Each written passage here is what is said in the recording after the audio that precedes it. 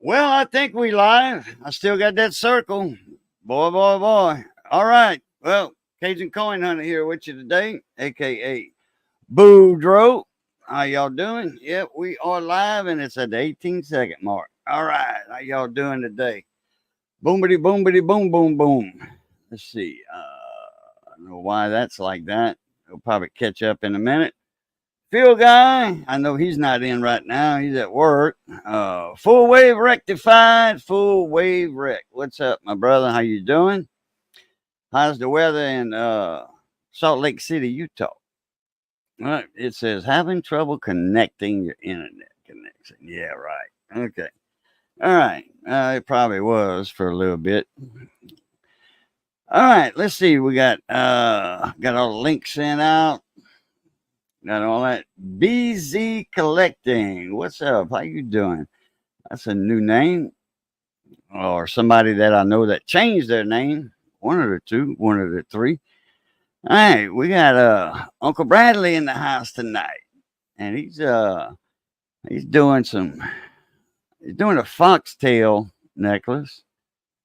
And he's gonna be soldering some rings, silver rings that he made. Judge Webb Barbecue, what's up, Mona Me? How you doing? I don't think we saw you last night in Simon's stream, Judge.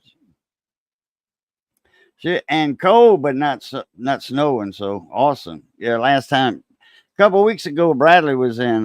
This guy here right now, he was up in Utah. Well, I think yeah, you remember that full wave. You was in the stream. Oh, is that one of those you got the ends on, Bradley? Bracelet right there, or I think your mic's muted, Bradley. Yeah, it is muted.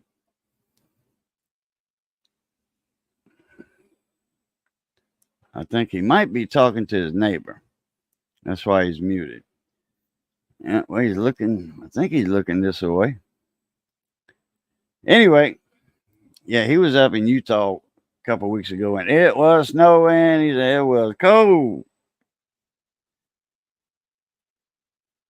All right, let's get both of us up here right now. He'll be back in a minute. There I am. All right, we're gonna be scoping some coins tonight. Oh, well, in order for me to do that, I better plug my scope in, huh? Should have did that earlier, but now we're gonna hear a bippity boop boop boop. Oh, oh crap! I forgot to take my night meds. Right. Got to me to do that right now. Oh, Uncle Bradley's back. What is that necklace you got? Oh, bracelet you got right there, right? That's a Cuban I'm making. Well, it's actually Oh, that's waiting for uh, the lobster claws class to be here. They're supposed to be here today, but UPS says they'll be here tomorrow. okay. I thought I Still was. got to build the end caps still and everything. It's just like on this one right here that we're doing. But these are easy. These are easy end caps to build right here. This one's right here. For this one will be round, and it takes three different pieces to make the end cap for these ones right here. So Yeah, that's that foxtail you building right now, ain't it? yes, sir. Yeah, thought so. Put that right here for now. That's out of the way of the flame.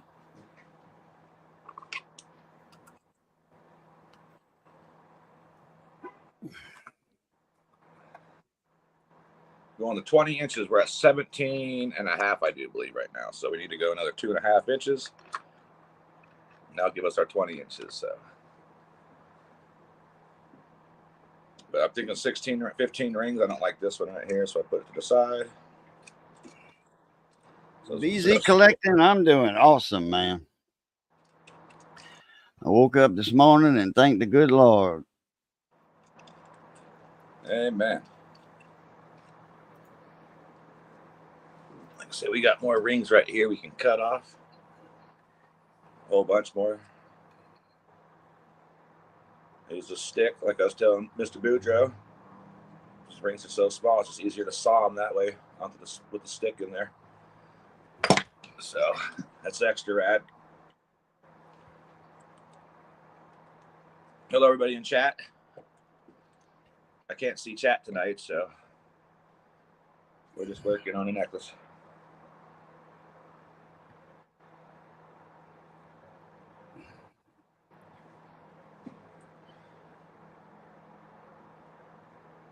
Custom screen printing. How you doing, Wayne?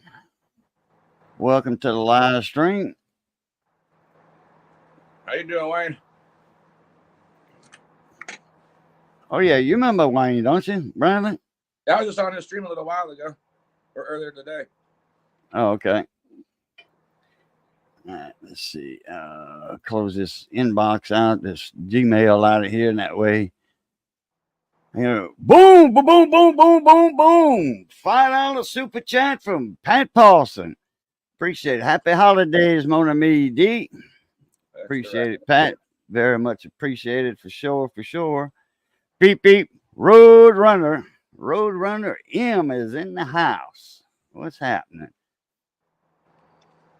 You were being trolled today, Wayne. I didn't even know you were live. I was setting up my stream and I was in another live with a buddy of mine.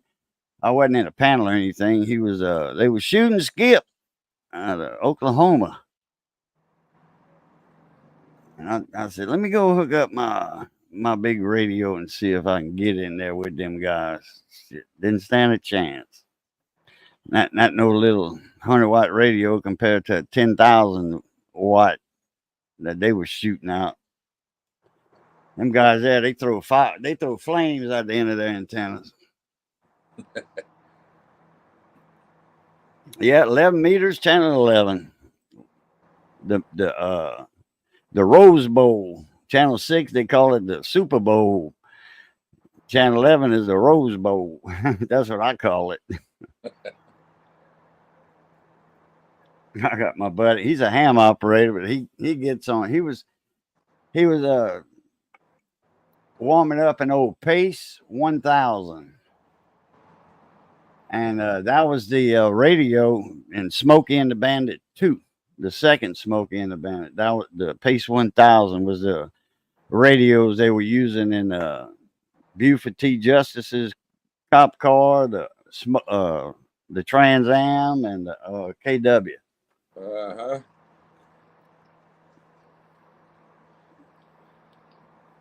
There ain't no way. No way you came from my loins. Ain't no way what? As Buford tells his son, he's like, boy, put the evidence in the back of the car. Yeah. There ain't no way you came from my loins. When I get home, I'm going to punch your mama straight in the mouth. Yeah. Oh, man, if you can't like Smokey the Bandit, you ain't living right. Yeah, I was waiting on him to say I should have pulled out, spit you on the ground, and let the ants eat you. That's some funny stuff.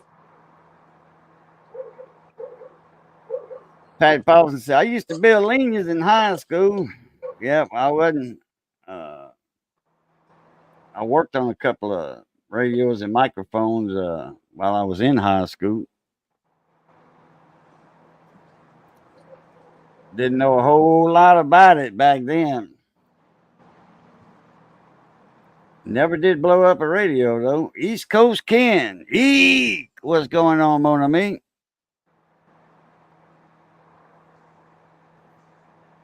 I can't see what you're doing there. You cutting some rings? I'm over here pasting on solder paste. Oh, okay.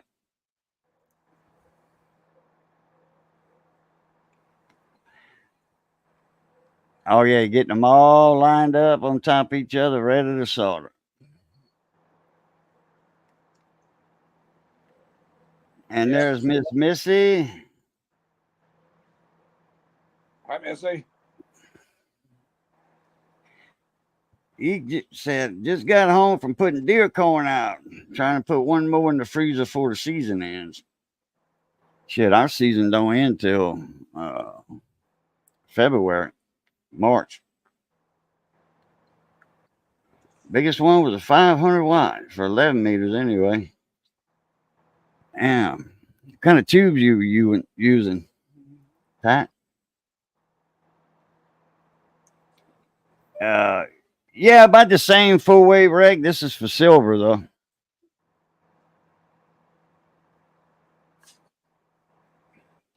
I don't use solder paste. I don't have no use for it. For regular solder paste, I don't like that stuff. Oh, solid state. Must have been using some Motorola pills or Toshiba's.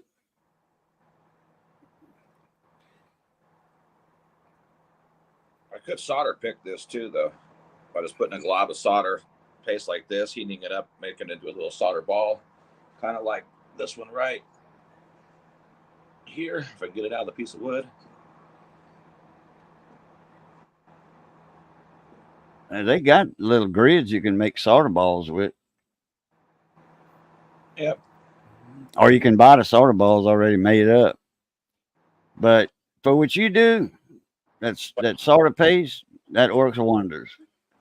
Well, what I usually do too is I'll take my solder and I'll stick it in my rolling mill and I'll flat it completely out, smaller than paper. So then if you actually bump yourself, you don't get a whole giant blob of solder at one time. Right. That's the thing. But right now I only have hard left, and I want to use medium on this right here. I don't want to use hard solder because how much heat I'd have to heat these rings up to get that solder to melt onto it. So right. Back when the K40 was a good stick, yeah.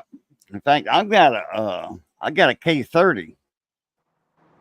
I need to get a whip for it. And there's Raging Cajun. And we What's are up, Raging? eastbound and down. Eastbound and down, loaded up and trucking. You know how we do it. And we're also in rain. So, yeah, it's a little bit of all of it. Yeah, there you go. Let me knock on wood because I ain't got no smokies behind me. But, yeah, let's knock on wood. I'll knock on my head because it's a big block of wood. there you go. Yeah. So I get you said you eastbound. I guess you left California and heading east, huh? Yeah.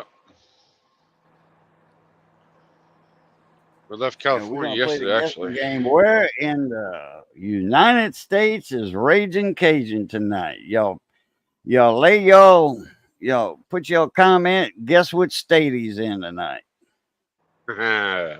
He's in New Yeah. Mexico. Nope. I was fast. All right. You in Vegas? Come over and see me. Nope, no Vegas. Damn it.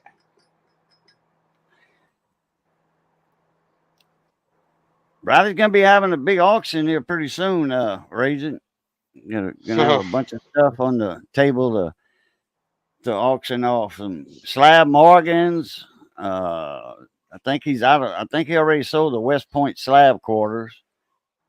No, just the loose West Point quarters. There was 18 of them. They were gone. They all gone. Okay. I'll give y'all one clue. I just stopped and had me a big steak. Oh, he's in Texas. He's in Texas, yeah. If that didn't get it, I don't know what would. I know what steakhouse you went to also. Uh-huh. Belt Loop 29, what's up?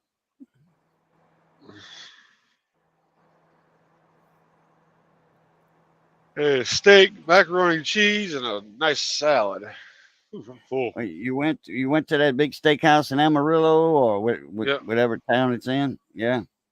Amarillo, the Big Texan. The Big Texan. Yeah, that's the one. I'm sorry, but that is the best steak anywhere in the continental U.S. What'd you get? You got the ribeye? Yeah, I got a 9-ounce ribeye, just a small one. I didn't get a big one. Oh, okay. Just sitting here Well, working, saw you were live, decided to jump in. Appreciate it, Belt Luke. Medium sized steak anyway. But it was a ribeye. She got her 8-ounce sirloin. Oh, okay. Yeah, as long as it ain't no T-bone. T-bone, I don't care how you cook them. I tried a T-bone that was the best T-bone I ever ate. From Stroud Shady Oaks Restaurant in Abbeville, Louisiana. And it was a very good steak. Usually T-bones, part of them are dry, and it's just hard to get a T-bone that's perfect. It's got to be thick. It's got to be a thick ribeye. You can't have a a 3/4 inch ribeye. You can't. That's too thin. Ribeye or a T-bone? T-bone. My man. Now ribeye, that's my steak to go to, or filet mignon. You know, I ain't ate a filet mignon from a restaurant in years, but Joe's Dreyfus restaurant in Livonia, Louisiana. Uh, it that oh man, they had a filet that knock your socks off, and then bread pudding with rum sauce for dessert. That they had awesome bread pudding with rum sauce. And then this restaurant's a 5-star restaurant. Okay, so it's, I mean, for being a 5-star restaurant, it was not pricey. You know, I mean, a filet mignon. I mean, my whole meal, I think for both of us was like probably like $60. You know, $30 a piece, and that's with wine. You don't want to be drinking beer in no fancy restaurant. I mean, yeah, they did serve it. People were drinking beer, but wine's a little better. You know, regular old house wine. You know, nothing, no big expensive bottle. I think the biggest steak I've had there was the 36 ounce. Oh, you taking something home with you? No, I polished it off. You did? Damn. I ate the whole damn thing. Man, I got to be hungry though. Tonight I wasn't really hungry. 36 ounce. That's half of the 72 ounce. Yeah. There's a young lady that holds a record there for the steak contest. 4 minutes 18 seconds. Oh, that girl. Some competitor eater that I guess recently done it. She holds the record at 4 minutes 18 seconds. Her and her husband. She's actually a fitness trainer also. She works out, and her husband, he's like, he's not a bodybuilder, but he doesn't want to be, bulky like Arnold Schwarzenegger. He's, if he wanted to, he could, because he's thick. He's in that Arnold class. They call it the Arnold Schwarzenegger class. That the competition, that class, that's the big one right there. That's the highest one they got for bodybuilding. Because you're tall and you're thick. I got a bodybuilding buddy. He's tall, but he's not in that class.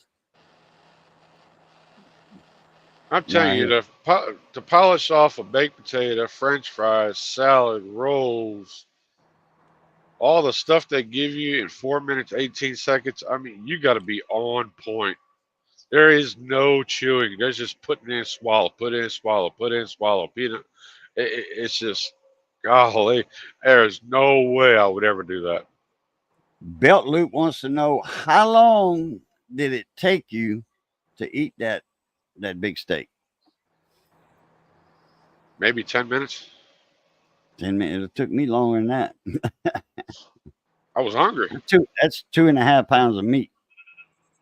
I was hungry. I was hungry that day. I brought it to the table. They're like 2.25 pounds. I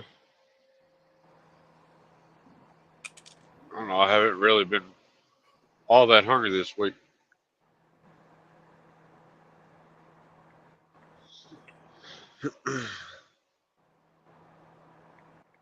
I used to be able to polish off a large pizza by myself. Yeah, 2.25.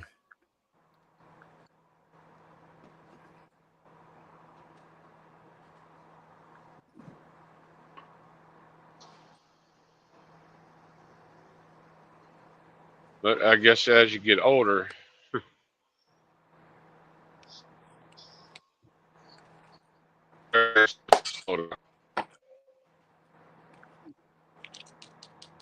Yeah. All right, this is acid.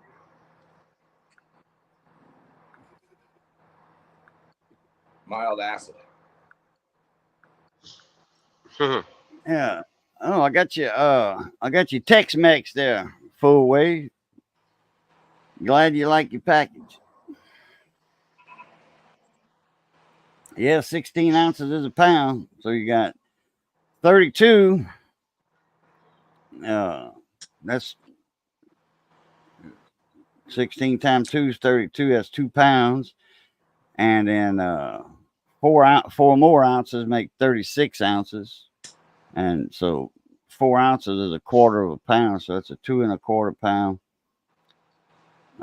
steak. The 36. In my younger days, I could put a hurting on a big bad steak, but these days it'd be a mistake. Yeah. Go in one and come right out the other. Either that, or you'd be had a food coma for the rest of the night. That's what I want to do. I want to lay down and go to sleep, but Crap. I got to try to get out of Texas and get us in Oklahoma.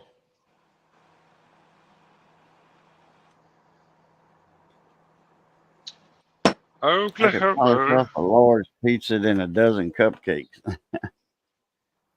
I tell you what, man, an old Raising Cajun was up there with Ed, the old tech guy. When y'all ate that pizza, I'm like, man, I ain't never seen a pizza like that. Never seen a 3-inch thick pizza. It was about 2.5 inches. Pizza, but it was good. Man. Might have been thick, but that pizza was damn good.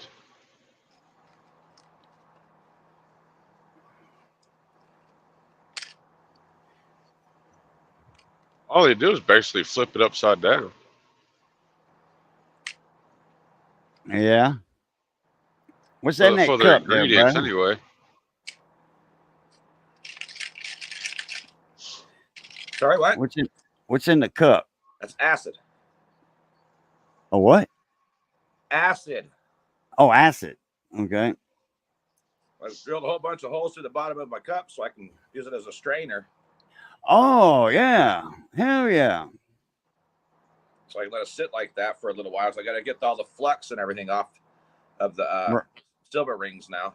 Right. It makes it easier to do it now than while you're trying to do it when it's in this kind of mode right here. It's a lot easier to clean it now than it is when it's already built. So.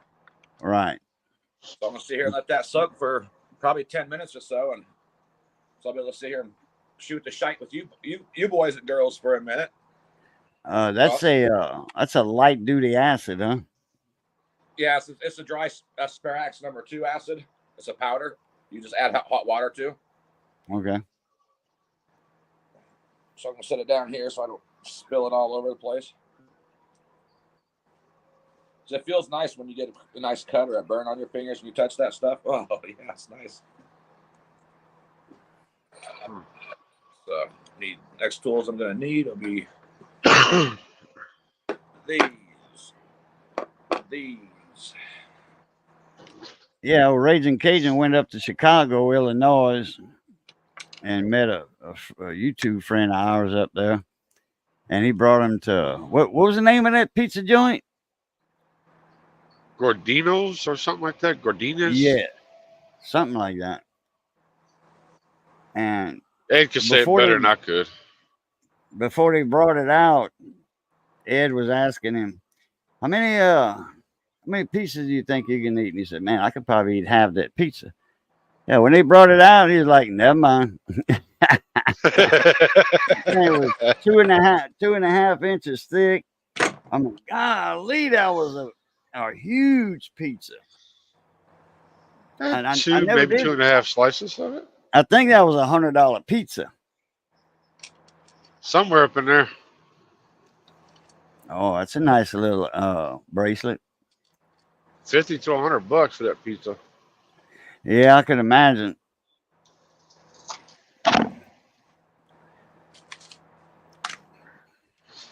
You can order them offline and have them shipped to your house. Dang. Yeah, probably $200. You know, because overnight shipping FedEx is like about depends on the weight. I think the last time she looked, it was around $100 to have it shipped. Oh, okay. There's Kyle. He sent me and Missy them 2 tri-tips Uh-huh. overnight. You know, I got them the next day. The the shipping was $107. Oh, the silver outhouse. The silver outhouse with the cowboy in there taking a squat. Yep. I thought you had sold that thing. It's getting ready to get shipped out. It's gone. Oh, okay. Yeah. 16, Solid silver. 16.2 ounces. 16 ounces. Damn it, boy. Yeah. Extra. I take Blues Coins. What's going on, my brother? How you doing? Blue, I was going to call. I did call you today. I did. Or was it yesterday? I forgot. I think it was yesterday. Got a question for you.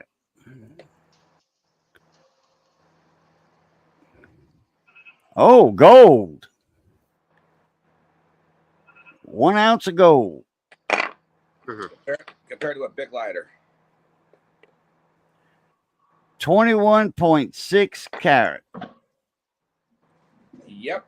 According to the assayer. That's this guy. Here, you know what? Watch this.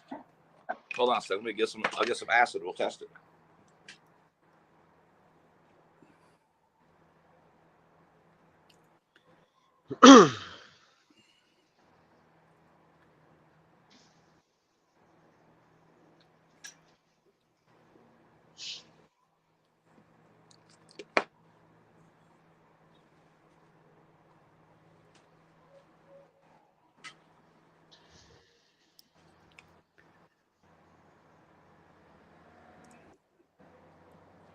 All his rain can go away. The outhouse is heavier than was coming out of the cowboy. Uh,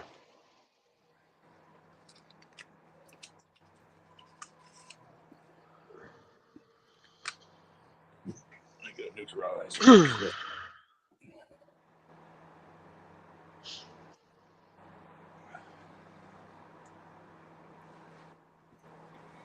There you go, Eric. Check your, Blues Coins. Check your email.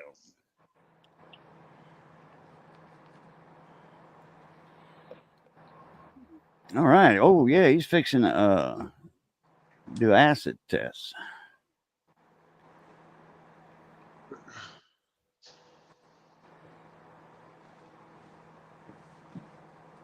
I was going to get me a gold and silver kit, but I said, nah, I don't mess around with gold that much. A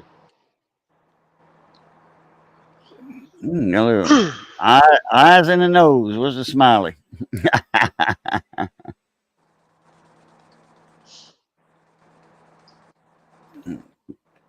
Got to get it clean. Yeah.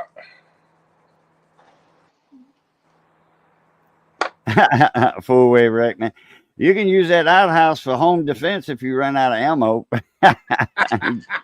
Throw it at them. Well, I got my shotgun sitting right here next to me with a box of double-aught slugs right here next to me too. So we're doing pretty good. Oh yeah, double There's aught a buck. pistol sitting here next to me. All right, let's see. We'll go this way so you guys can see it. Go this way real fast. I'm not afraid to scratch it. Let's do a double. Yeah, I got the AR with the green tip 226s or 223s. There you go. There's Blues. What's up, Mona Meat? You get Bradley back up. You can see that color change. It's up into one. There's 18. It's going to laugh at 18 carat. It's gonna laugh at 18. Yeah. Laughs at it. Now we'll put 22 carat on here. All right. It'll hold 22 just for a second, though, for about a minute or two. Maybe 2 or 3 minutes. You can see where I scratched it off with the tip of the thing. Let me put it more over here.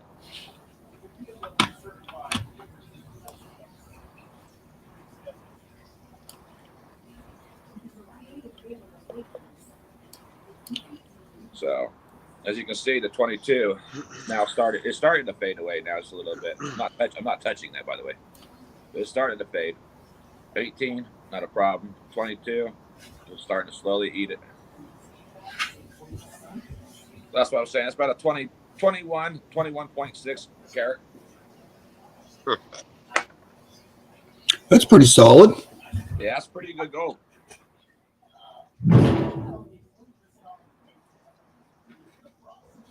That's almost as good as that Yukon gold that they say.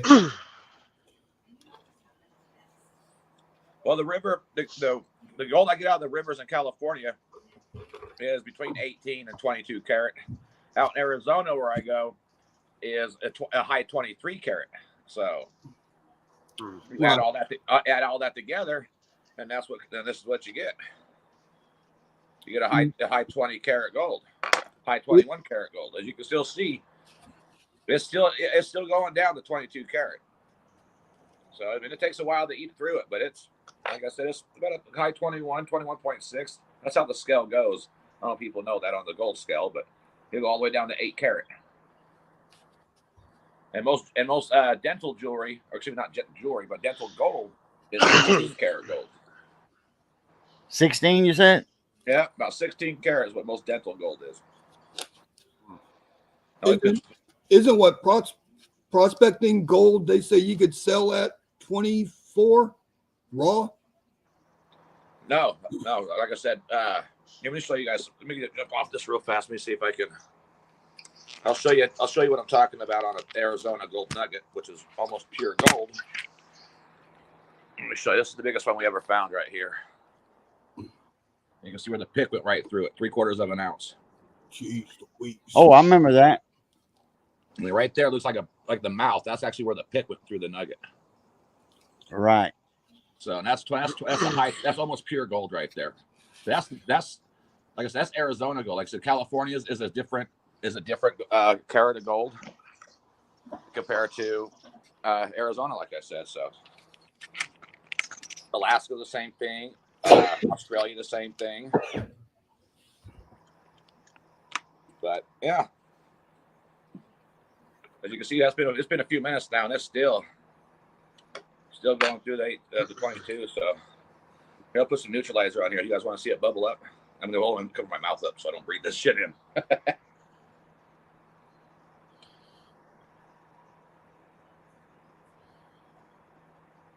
gets angry at it.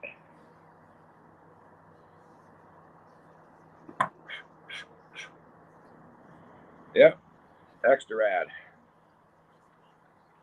That's right. Extra rad. That's right. Totally tubular with a splash of bodaciousness. I'm bringing back 80 words, boys and girls. You want to talk about being gnarly? That's stinking funny. I don't care what you guys are. Made me laugh. But yeah, that was our little show of gold for tonight. Put this stuff. Where's that at, Full Wave?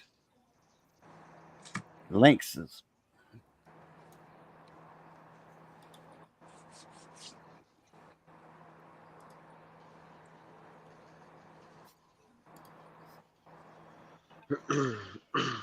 Oh, Scottsdale. Okay. Scottsdale, Arizona. I go outside of Meadview City, Arizona, next to the old King Tut mine. Where at? Outside of Meadview City, which is in between Dolan Springs and Meadview. Yeah, I'm not familiar with that area. That anywhere around Kingman or That's about 45 minutes from Kingman, I'd say. From Dolan Springs, anyway. north? You take the Greg Hideouts Road all the way out to where you want to go prospecting, boys and girls. A lot of it's all mined up and claimed up now, so you don't want to become considered a claim jumper. Out there, they don't play very good with claim jumpers. So, Yeah, that's what if you don't know anybody to go out there with, it wouldn't be a good idea to go. Andrew. He was up north of Kingman up there. His claim. I've met him out. I've met him out there in Arizona. He's came out to before my goddad died. He came out there and met us. We did a whole bunch of dry washing. It was funny about it. Him and my little brother both put holes in their exhaust that weekend. It was the funniest stinking thing. Out there romping their trucks around out there in the middle of God's country in the desert. They both put big holes in their exhaust. RXTX Barbecue, what's up, Mr. Randy? I like barbecue. I'm over here starving like a hostage. Colt 49ers, what's up? We fixing to scope some coins here. I got to get my coin container up here, my change container up here.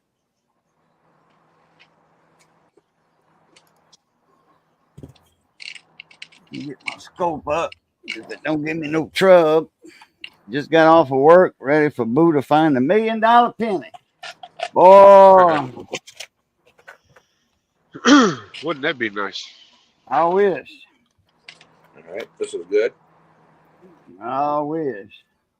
See if I could find something to slide around on the table. Yeah, the only type of prospecting I've ever done was back in middle to late 80s up in Colgate, California. Oh, Colgate, yeah. Yeah, I go outside of Colfax, up in the Bear in the American River. All right. And if I want to go south, then I'll go out by 29 Palms, up by Joshua Tree Forest. Yeah. Palm Springs and 29 Palms, the mountain area, the mountain range of 29 Palms, out by Palm Springs. Yeah. It's hot out there. Yeah, I grew up in Yuba City. Oh, you know all about that heat then. Oh yeah. Yep. Yeah, I just bought 20 acres last 2 years now outside of Elko, out in Spring Creek. I plan on trying to do some mining out there too. Yeah. I always like to go up to Colgate. Mm-hmm. You could hike that little river, that little stream all the way up to Feather River, all the way up to the dam. Oh yeah, that'd be fun right there. Yeah. Did a lot of backpacks loose. Did a lot of hiking and camping in that area.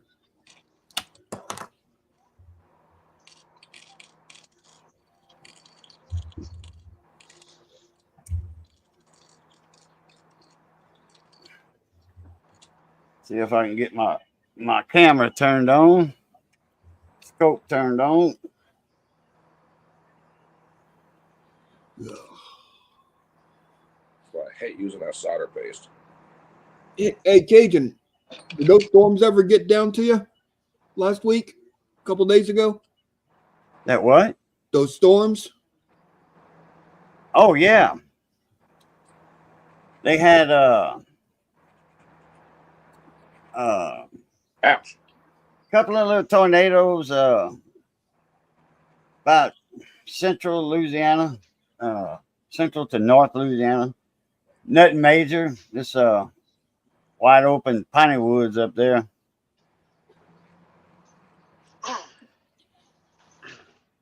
Yeah. Yeah, all them storms fired up after they went past me and just went right across all the way down to the Gulf. Or not the Gulf, the Gulf of Mexico.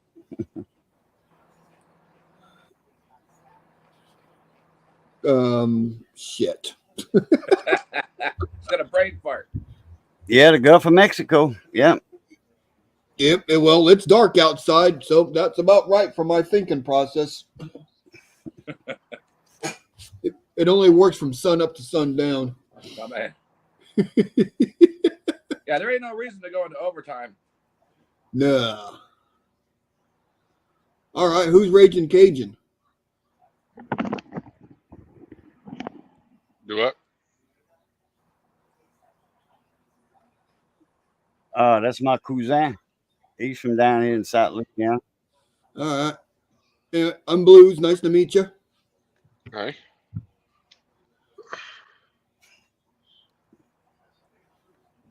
I'm one of Randy those said, land got a travelers. I got a video on Texas chili. Wouldn't be hard to make a chili dog with it. Sucking on a chili dog. Yeah, but there's one argument on Texas chili. There ain't no beans in that. No. No beans in chili. Now, it doesn't matter to me. If somebody's cooking a chili and they got beans in it, not a problem. Right. Yeah, beans. Let's see. I'm gonna have to see if this is gonna kick me out again. I kind of like beans with my chili. I like my chili nice and thick, so beans, put everything in there. I don't give a shit. Make it like a goulash chili. Put it all in there, some saltines, crush it all up, make it thick, buddy. Very good. Yeah. I want to be able to stand my spoon up in it. Yeah, that's what I'm talking about.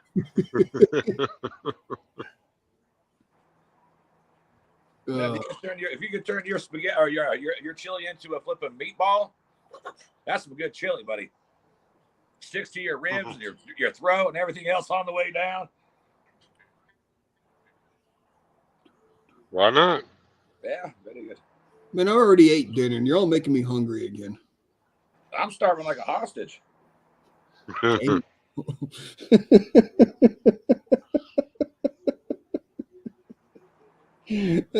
not even right. That's how hungry I am. I'm starving like a shipping container full of hostages. I'm over hungry, man. Yeah, so your belly button's beating the hell out your back. Hell no. You know what that pain is? That's my stomach eating my back. Tar Heel Aerials, what's up, William? What's up, East Wing Farm, Chris? It ain't chili if it don't have beans. My man. So I'm married to a Spanish lady, and let me tell you about not having beans. Oh, Lord mercy. Yeah. They like them black beans. That's for damn sure. I don't give a damn what bean it is. Pinto beans, garbanzo beans, put them all there. I don't give a shit. Kidney beans, they're all good. Maybe not the garbanzo beans in my chili. I put those in my salad. Uh-oh. All right. Gotta put my phone back in. It's gonna die. Whose computer's making noise? That would be Uncle Bradley. His phone. You gotta I told you. charge it up. Let's see, 2020. Stupid Shield. Man. Hey, I learned something. 96 Denver. Kind of hard to believe though. What's that? When you when you're using clear epoxy and you add like a half a drop of like black paint to it so you can colorize it, it takes a while for it to dry to harden. Yeah. Oh yeah, we got that. Really messes with the hardening times. Yeah. Oh, Gotta add the catalyst to it. Ouch. I don't remember having this much problems before. I mean, I did a pour with a couple drops of blue paint and didn't have this problem. Apparently, it don't like the black paint.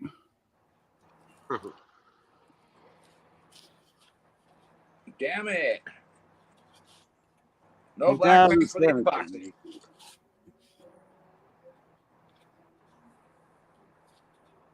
That's supposed to be my project tonight.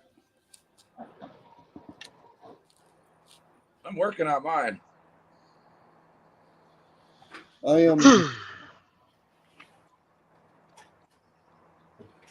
Once I get all these rings finished up, right? Because I still have to stretch them out to make it look like this, and then I got to put them, squish it in half again, and then put them, fold it in half again, make it look like a Pac-Man.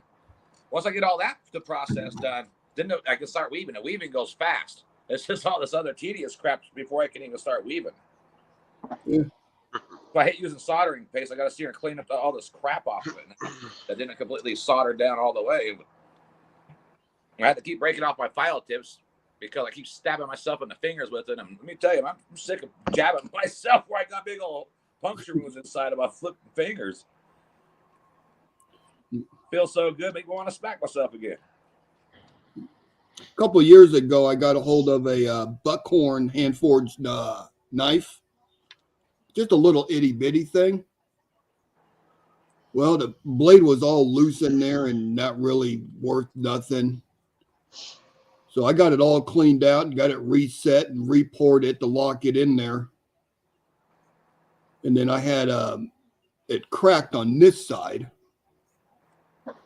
So I'm filling that pour in with a little bit of black, the black epoxy, give it a little color to it. Mm-hmm. I was supposed to be working on this tonight, but maybe it's better that I'm not. I could never do something working with stuff that's that small.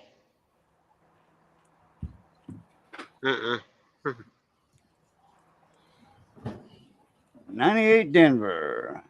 Let's flip it over and see if we got see what the A and the M looks like. I mean, Close AM. No love for Boudreaux right now. for the tip of the blade to the end of the handle is 6 inches. So it's not bad. That's a knife you made? No, it's a hand forged knife I came across with an old buck bone on it. Hand poured? Silver? Yeah. Not just a hand forged blade someone did. Oh, I thought it might have been silver. Oh, hell no.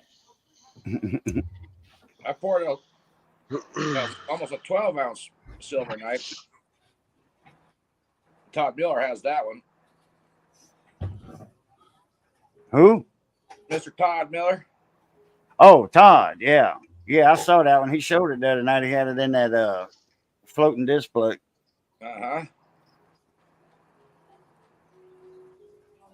Yeah, that's the one that New Marshall had?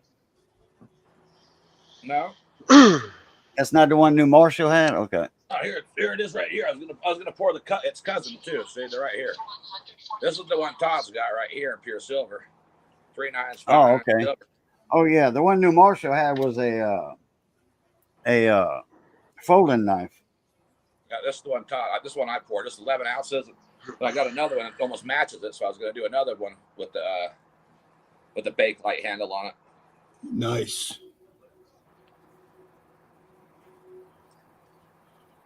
But I don't have the bake light. This is bake light on the back of these things. They're pure silver when I get done with them. Yeah, when I get done with that project, and probably my next big project is going to be my post World War II Lionel train set. Oh, nice.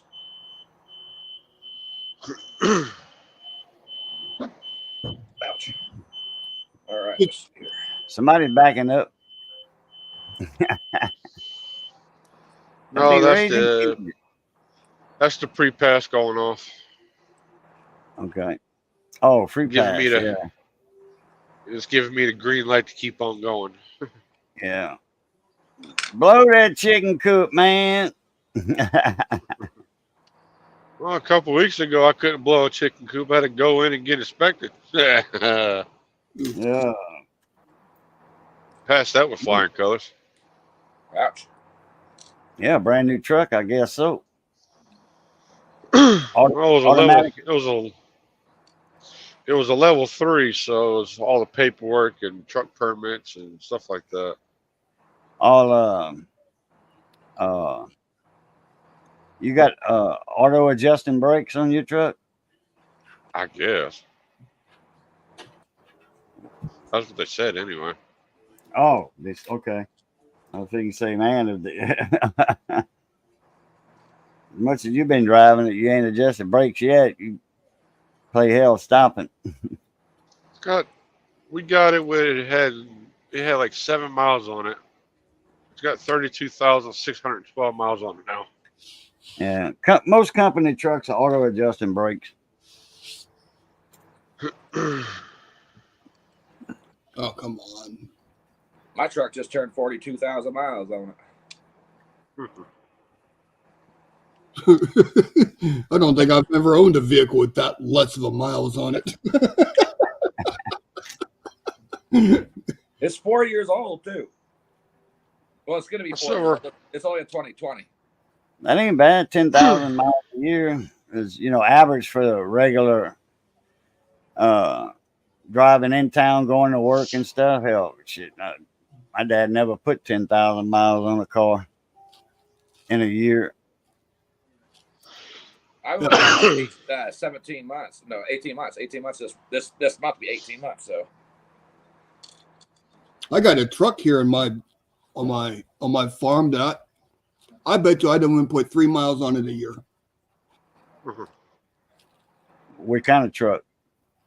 The 2000 Dodge Dakota 4x4 with the V8. Oh, It's the good one. I got the Magnum in it. Yep. Got that 4.7 liter. Ah, that ain't the big V8 then. No, it's not the 5.9. 5.7. 5.9 is the big one. 5.9. Yeah. Okay. Yeah. 5.9 is the Dodge. 5.7 is the Chevy. Well, that's not. Well, that's usually it's the 5.3 on the new Chevys because I have the Trail Boss with the 6.2 in it. Yeah. No. I got that thing sitting on 35-inch Yokohama tires, 20-inch fuel wheels, a 6-inch rough country lift kit. Well, the only reason why I say that is because the wife had one, a 2000 Dodge Dakota Sport with the 5.9 Magnum in it. Yeah. I love that truck. Yeah, this one just has a little 4.7 liter. Mm-hmm. I mean, great engines if you take care of them. I got 260,000 on this truck. Oh, yeah. 4.7 V8 or 6? Yeah, V8. Okay. Yeah, that small V8, good on gas. Yeah, a lot of power, especially for the little midsize. I got a 2000 Chevy Silverado 4x4 with the 5.3 LS in it. All right. It's got the 4L60 transmission. How come they can't make the engines like they did back in the day? Right. Yeah. My truck's got a 10-speed transmission in it and 17 different towing modes. Oh, God. Yeah, 10 speeds. We're talking about those Sunday night. Hey. Boudreaux wants the Silverado. 480 foot-pounds of torque and 460 horsepower in that truck. Yeah, I want your Silverado, Reagan. That is a clean truck, man. I like them lines on that thing. My truck only has 2 towing modes. It's the forward. Yeah, it's the forward towing mode and the backwards towing mode. And it's the backwards towing mode. My man. Or the backwards pushing mode. That's Yeah. right. That's like I tell you, air conditioning 440. Going down a boat ramp with a boat. Big boat. Got a big boat. what, that Silverado's got some muscle behind it. I love my Chevy Silverados. That's all I've ever owned besides one Avalanche. Do I have a big? Yeah, I have a boat. That's what the wife wants next. What? Avalanche. They're not bad trucks. As long as you get the Z71 package, not the the Z66 package. At least that's Yeah. my opinion. Right. I had a buddy of mine. He had a where Colorado, I think it was, had a 5-cylinder in it. I had a Geo Metro that had a 3-cylinder in it Oh yeah. when I was a kid. Then I lowered it. Friend of mine's mom had a. Grabbed a pack of cigarettes down the street. I changed the plugs in a buddy of mine's mom's Geo, and they had 70 something thousand miles on it. I took those 3 spark plugs out, and they looked like brand new. Hey, Cajun, I showed a file of my boat. And when she traded in that car, that little Geo car at the Chevy dealership there in town, they gave her $150 for it on a trade-in. Yeah, imagine that. Yeah. She went to and her neighbor across the street from her needed a car. His car broke down, blew the engine in it and it was an old car, like a 85, 86 model, like one of them Delta 88 cars, big family car. And I said, well, hell, Colton across the street from you needs a car. She said, man, I already traded it in. She called to see if she could get it back, and she couldn't. They wouldn't let her have it back. Oh, no. Huh. I mean, I'm talking about 20 minutes after or 30 minutes after she traded it in. That's copper right there. That goes to the side. Hey, Cajun, Yo. present my photo. Yeah, I see it. There's my boat. Oh, heck yeah. Oh, shit. It's a 21-foot Legend tournament bass boat. Oh, got the VMAX on the back. Oh, Sit yeah. up on top of the water and scoot. Yeah, buddy. I've had it up to 70. Oh, that's a picture of it while it was That was the day I picked it up. yeah, in the dealer. Yep, it was still in on their floor. Yeah, inside. Damn. I'll have me a nice boat one of these days. That is nice. That thing's stout. What you got on the back of it? It's got that Yamaha 250 SHO. Ooh. Yamaha. The 2013, 148 hours on the engine. Damn. That's still brand new. Still brand new. And those Yamaha 8 SHOs, 012, 13, 14, and the beginning of the 15s are the ones to have. Am I looking at a shadow on this or what? Yeah. Yeah, I'm looking at a shadow. What? Yeah, I just got a small boat Yeah. with a little shadow. 9-horse Johnson on the back of it. Oh, there you go. Well, me a 9 Johnson and a 15 Johnson, man. That was the 9 Johnson and 15s. Best engines they ever made. Of course, for small engines. Does anybody see my? It's good for me and the wife to go out on. If we just want to go out like on a small lake or something like that, or I just want to go out by myself. But if I want to take anybody else, that's a no go. It don't All hold much right. weight. Well, here we go. We got Mr. AJ in the house from Oklahoma. What's up, I'm, AJ? I'm in his state right now. Yeah. There he is. How you doing, Electron Man?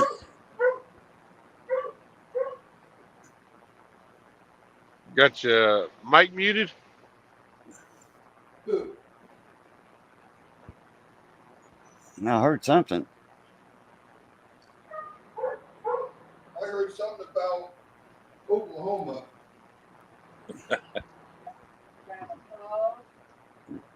Missy said that's now that looks like Skipper, Santa Claus up in Canada.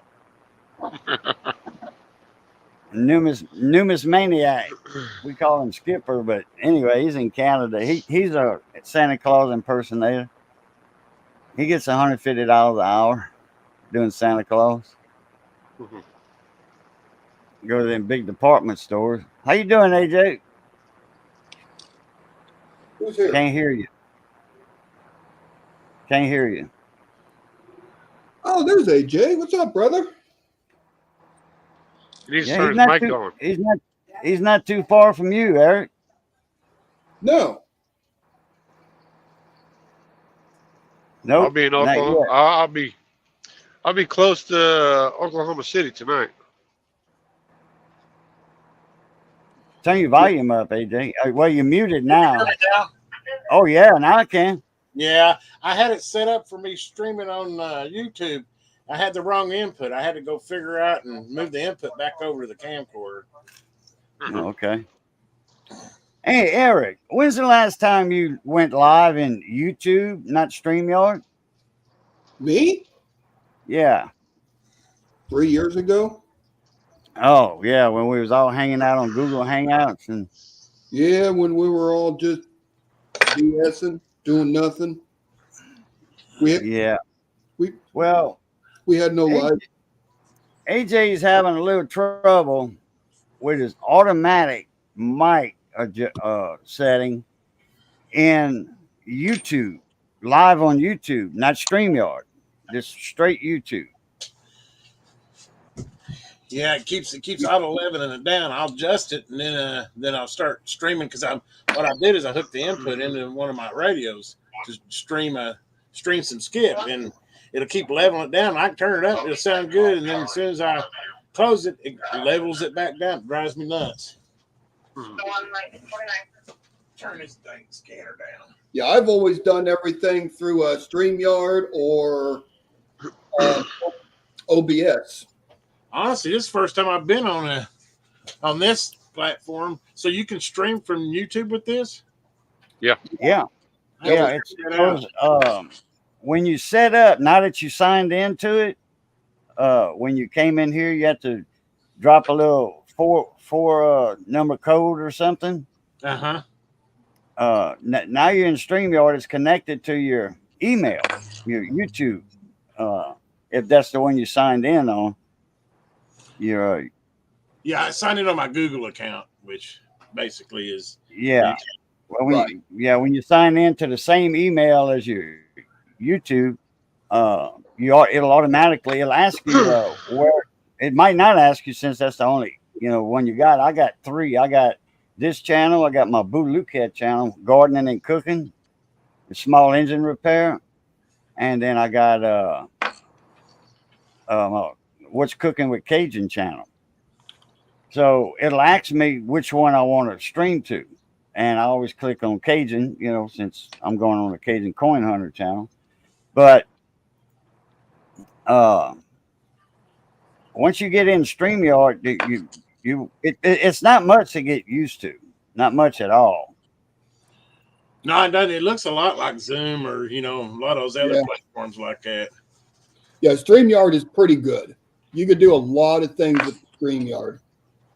Yeah. I'm going to take a little break from scoping coins and put this to the side. Yeah, I got this red on today, and my wife was giving me a hard time, said I look like Santa Claus. So Look here, AJ. See the scope, AJ? Wow. Now, AJ, are you in Oklahoma or are you going through Oklahoma? No, I'm in Oklahoma. I'm about 12 miles east of Tulsa. Okay. I'm You just up there by Pryor and stuff like that, right? yeah. Yeah. I'm actually in between Catoosa, and I'm over by Inola, but I'm in between Shoto and Catoosa, basically. I'm just south of Oklahoma City. Oh, really? Yep. Almost straight west from Norman. Yeah, my sister lives over in Shawnee. Okay. Yeah, Shawnee is hour northeast of me. Yeah. Hour and 10 I'm minutes. coming. In fact, she got hit that tornado that went through there. It wiped her house out, and one of her sons, my nephew, is about a block away, and it got his house too.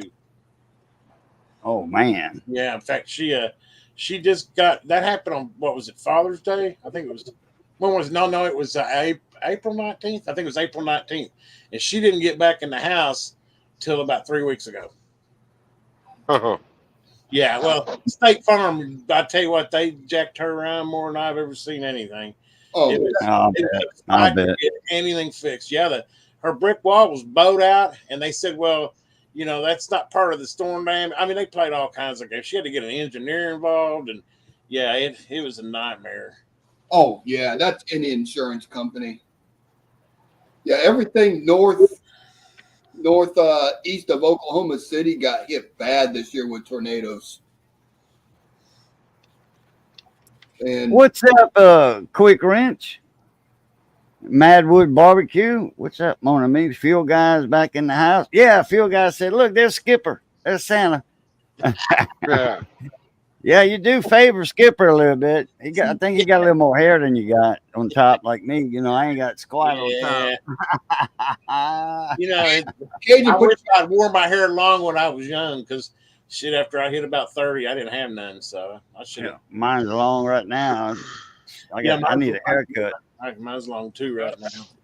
What? I I'm feel- finished building. you notice Cajun said he needed a haircut. An air cut. Yeah, not a haircut. Air cut. Yeah, got a lot of air between my hair. Yeah. I Damn was it. trying to get a discount, but they don't play that game. But That must be the Cajun curse. Well, it's in the LaBeouf side of my family. All the LaBeoufs, the men LaBeoufs are like that. The women got real thick hair, but the men, when we get older, we lose it. You said you was done with it, Brad? Yeah, now I gotta I gotta roll out some more silver, make the end caps, and then when the lobster claws get here tomorrow, I'll be able to finish this thing up. I still gotta nail it. I gotta put it, still stretch it out, because if you can see the difference, this is a finished one right here. You can see the difference in the thickness. I'm talking that big difference, almost half. Yeah, a little looser too. Oh yeah, this is ready to go. Needs to be just end capped and ready to go too. So Right. A foxtail necklace. First time handmade silver. First time I saw that. And a matching bracelet. so you just start with silver wire, or Oh no, I make my own. I put it through a rolling mill right here. I don't know if you can see it. I got a rolling mill right here. Yeah. Then I got to stick it through a drop. That turns it into square wire. And then I got to sit there and put it through a draw plate that makes it into round wire. Like here's some leftover round wire right here that I finished making today. Which is right here. I'll tell you what gauge it is. Let me see right here. I think it's 16 or 14 gauge. Let's see here. That's 16, 17, 18, 19 gauge. Nope, it's 18 gauge wire. So 18 gauge wire, and that's what we're using to make all these jump rings. That's amazing. I would thought that I thought stainless like that would be real hard. Metal would be hard to stretch like that. That's not stainless. That's sterling silver. Ah, okay, I got you. So here's a whole spring of sterling silver rings right here that I make out of this wire right here. But I stick them on a piece of wood for my tree, so I can sit there and cut them because they're so soft they can bend so easily. So I'll stick them inside. I put a bigger saw blade notch inside there, bigger, 3 times bigger than my jeweler saw blade. So go right inside here like this, and just saw right down the jump ring without messing up the jump ring. So then it makes you a big pile of rings. yeah, I usually cut about 5 or 6 off at one time. So, but that right there is for another project. Now I have enough rings on this one to finish this out. Now, like I said, I still have to put it through the rolling mill. I have to anneal this now, which is getting almost to temperature, almost right before melting temperature. And hopefully to God, none of the solder joints solder themselves together. And then I have to put it back through the rolling mill to squish it to make it this tight right here, as you can see the difference in the design. Yeah. So I got 2 necklaces. He soldered a bunch of rings tonight in the string when we first started.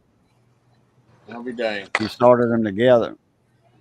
Well, you're quite Naturally, man. That takes some patience there. I'm self-taught too. Nobody's taught me how to do this. I've watched a couple of videos and started doing this 2 years ago, and that's where I'm at now. More than that. That's longer than that. Not for jewelry. Oh, not with jewelry. Okay. I've been pouring silver for 8 years now, so It's really not that. I've been pouring gold ingots like this for, I don't know, 15, 20 years. So It's really not that bad of a job once you have all the proper equipment, right? I don't have really the proper equipment. I buy the cheapest stuff you can buy, and then hopefully to God it lasts a little bit longer than like the last one before. Well, yeah, I mean, you got yourself a rolling mill, and I mean that's more than most. Well, yeah, that's $130 rolling mill. It's not very expensive. Like the one I'd like to get, it's electric. I mean, the cheapest one I could find, the one I found, the cheapest one I found so far is like $2,800, and I ain't spent $2,800 on electric rolling mill. I'll be sitting there cranking this like everybody else until the day my shoulder gives out. So.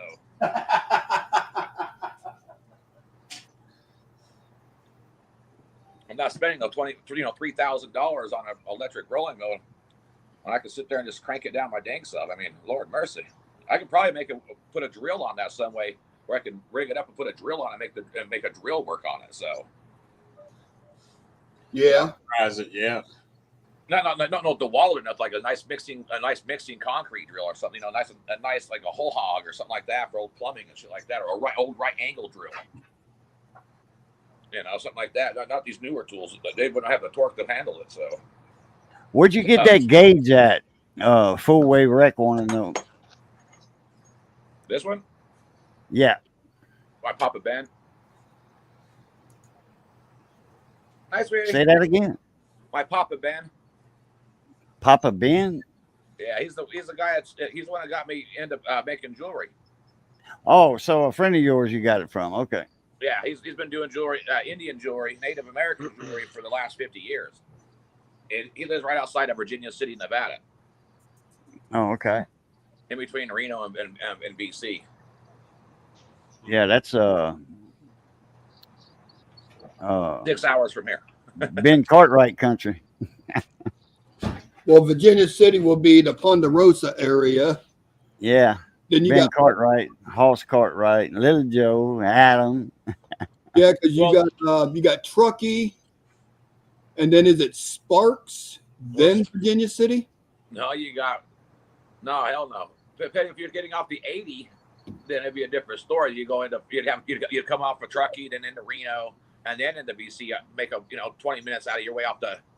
I can't remember what road it is. I just go because I know how to get there. I don't usually use what street it is, but it's the same. It's off the. I think it's the 59. I think it's the 59. Yeah, because we used to go up. We used to hit 20 and hit 80, go over Donner,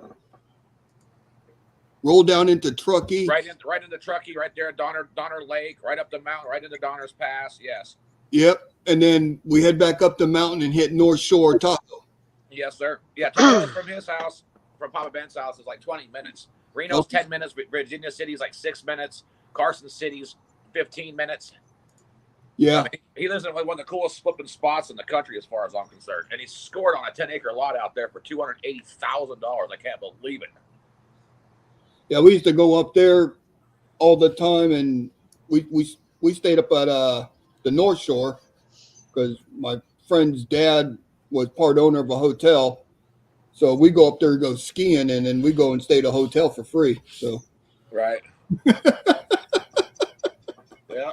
Full wave. You can Google that wire gauge and get them from Amazon or jewelry supplier, Rio jewelry Grande, supply house. Rio Grande, Pepe Tools, and PMC. Oh yeah, Rio Supplies. Grande jewelers or Rio Grande supplies. Rio Grande Yeah, Rio Grande and full Pepe wave. Tools. Full wave rectified. He got in a wreck and got went from a full bridge rectifier to halfway with the spelling. That's what you get when you mess with tube stuff. Full wave. You got shocked and cut some of that rectified off. Here's some silver Yeah. cord. I tell you what, them tubes, AJ, man, that gets you every damn time. I've been gotten over the years, I don't know, probably a half dozen times, and I every got time hit I not long get- ago. every time I get hit, it's like I ain't never messing with tubes again, and then I end up back in them again. But I got hit with 400 volts a couple of months ago on The silver TV bear power stuff. supply. I was plugging in the LEDs on it, and I touched something, and it lit you up. it made my arm hurt for a couple of hours. I mean, I let go of it right away. 110 don't stick to me. You know, like they say, 110 will make just stick to it. 110 never done that to me, and I've been playing with electricity a long time. Not just radios and tube amps and stuff like that. I messing with 220, 440, and all that. In panel boxes. I'm gonna screw with AJ for a while. Right ahead, man. I like it. But hey, buddy, are you in my house? I think you're in my house. Hey, Yeah, I must be in Santa's workshop. there you yeah, I go. noticed when you did that. I was like, "I've Dave, he's got the same background." Yeah, I was working at Kenwood. I don't know, some Kenwood older tube amateur here about a month ago, and I knew to discharge the caps in it. I discharged the caps in it, and I worked on it a while and hooked it back up, and still wasn't working. And I don't know what I was thinking, but I didn't discharge the caps again. Went right back in there, and man, it went in my finger and came out my thumb. I mean, and I'm lucky it did that because it could have went up the arm or the heart or whatever. But I mean, it literally left a burn trail from my middle finger to my thumb. I tell you, them tubes, man. When you're in there with them, you better have wooden sticks. Is all I got to say. Oh yeah, I was like 16 and 17 messing with Eagle 500, Eagle 750, changing tubes out in those amps. Never got hit in a big tube amp or tube radio. I got lucky on that. Just solid state stuff. It seemed like I get hit. I guess I'm less careful with it. I guess, but Yeah. usually I am careful. And this wasn't caps hitting me. This sucker was plugged in, and I went to plug in the LEDs on it, the LED wires on the socket on the board, and I touched something. Johnny was here, boy, and he's like, "Did that hurt?" I'm like, "You damn right it did." Wake you up in a hurry, I guarantee you. Did it sound like it hurt? Didn't hear no snap, crackle, and pop.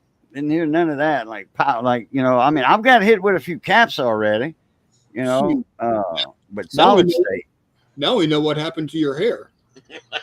Yeah, there you go. Yeah, but I tell you what, I built me a capacitive discharger.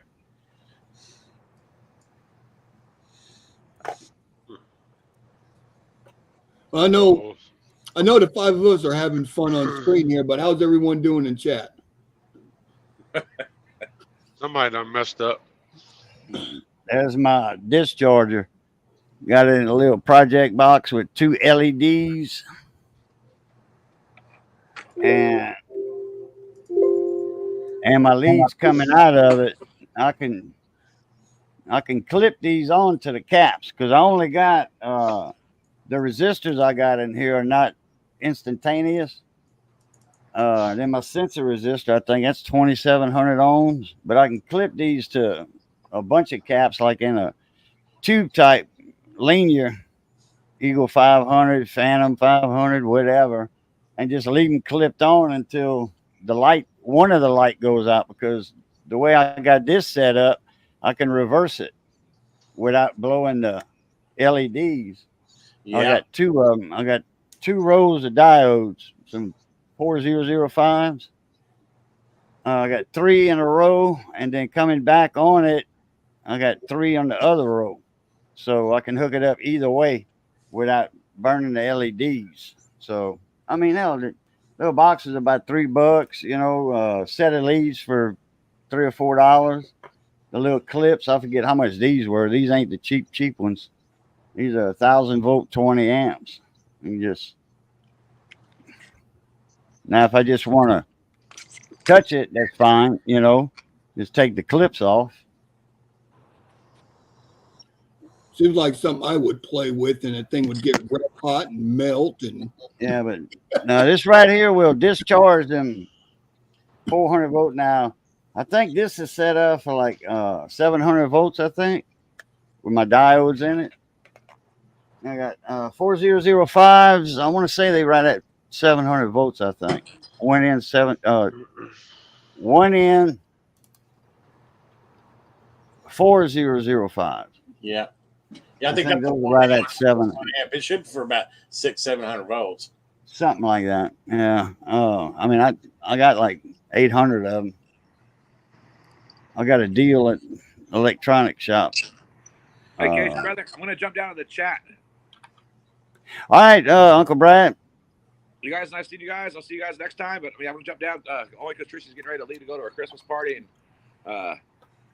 plus I didn't charge the phone properly. It was gonna die on me anyway, so I need to get some battery on this thing. And StreamYards is sucking it down. Well, appreciate you coming in, Brad, and showing off some silver. Brother. For sure, Mona me. I'll see you guys next time. We go. I'll be down in chat though. All right, I blew top. We go. So, yeah, I got a deal on. I think I got 500 for like $4 or something. Yeah, I'm lucky here. You know, most places, used to you had Radio Shack, go to or something, but I got a place called Affiliated Electronics over there in Tulsa, and they have a lot of surplus. I mean, man, you ever want to get relays?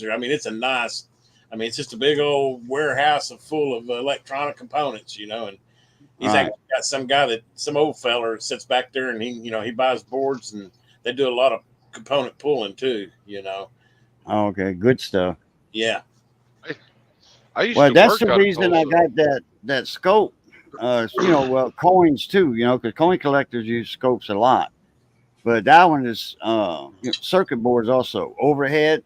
Because my little scope, show them yours, Blues. Show them your scope, the coin scope. See that scope there? Well, he's got it turned around on the base. It's turned the other way. He's got it setting up on some books or a case or something, so you can get a picture of the whole coin. Yep. But you see from the stand from the base of it, you only got this much, and you can't put a small circuit board. I could put under there. And then turn it around and look at the other side. But those big 15-inch power supply boards, you can't do that with that little scope. So I just got that overhead on that articulating arm. And it can go up and down, sideways, and it'll get in real close too. That's 180 times lens. And the camera on top is 2K, 4K, HD. Take some damn good pictures of coins. You saying it interfaces in with the computer? yeah, Yeah, it's plugged into the computer. I could the power, the USB type B, which like a printer, is on that camera, and a HDMI, and then they have a power hole on it for an external adapter, little wall wart, but it gets its power through the USB type B and the data feed through it. Now if I want to do pictures and stuff, I will hook it up to the HDMI, going to my monitor. Going in the computer. So do y'all? I mean, do you metal detect or do you just collect coins? Just a numismatist collecting coins. I used to metal detect years ago. I don't do it anymore. I don't have one. I got several friends that are, they're into the coins, but they're into the metal detecting. I think more than they are the coins. Of course, obviously, Yeah. one of the big things they want to find are coins. But they, Blues got a metal detector, if I'm not mistaken. yeah, I Yeah. got one buddy. He's hardcore, man, and he'll see like an old house in Tulsa get tore down, and he'll go talk to Yeah. get that property. Yeah. Oh yeah. 100-year-old homes. He finds a lot of coin. I found about a half a dozen of old homestead sites that I've metal detected. Apparently, that's a Of course, they tear the ground up too because they're going to put a new house there, so it actually kind of gets that top stuff off so he can get down in there. But yeah, he's found some silver dollars and I mean some 1800 stuff. But in fact, I need to. You guys are coin collectors. I need to go find when my grandmother died. She lived up in Chicago, one of my grandmothers, but she left me a bunch of coins, and I still got them. I got to go find that little satchel she put them in. But I know there's a lot. She was a big, she saved all the silver. I know they're all silver coins. A lot of Kennedy's in there, and some, I think some Morgan dollars. I need to get that out. Hey, you might have one of them money Morgans. I call them money Morgans.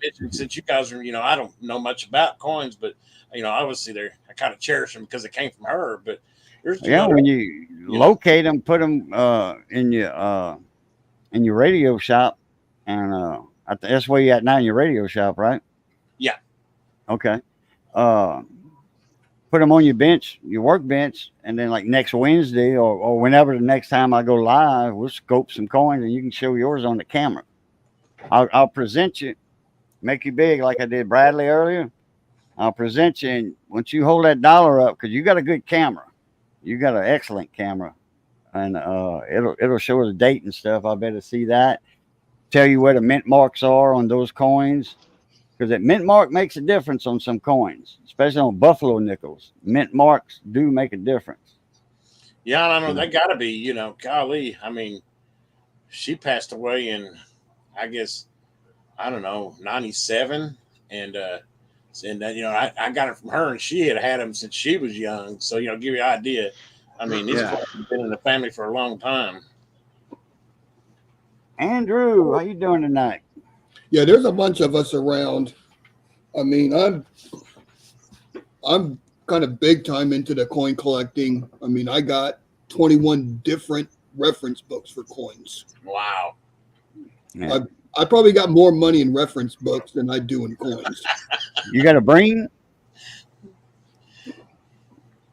somewhere? Shit, I got it all. I got the first brain that came out. I got the first issue in mint condition. It's brand spanking new. I took it out of the wrapper. You mean this one? They call that the Holy Bible. Yeah, Walter Breen, Encyclopedia of U.S. and Colonial Coins. That's the one. I got the first issue. It's got the price right there in the front when you open the top cover, front cover. It's got the price on the jacket. Yeah. See, this is.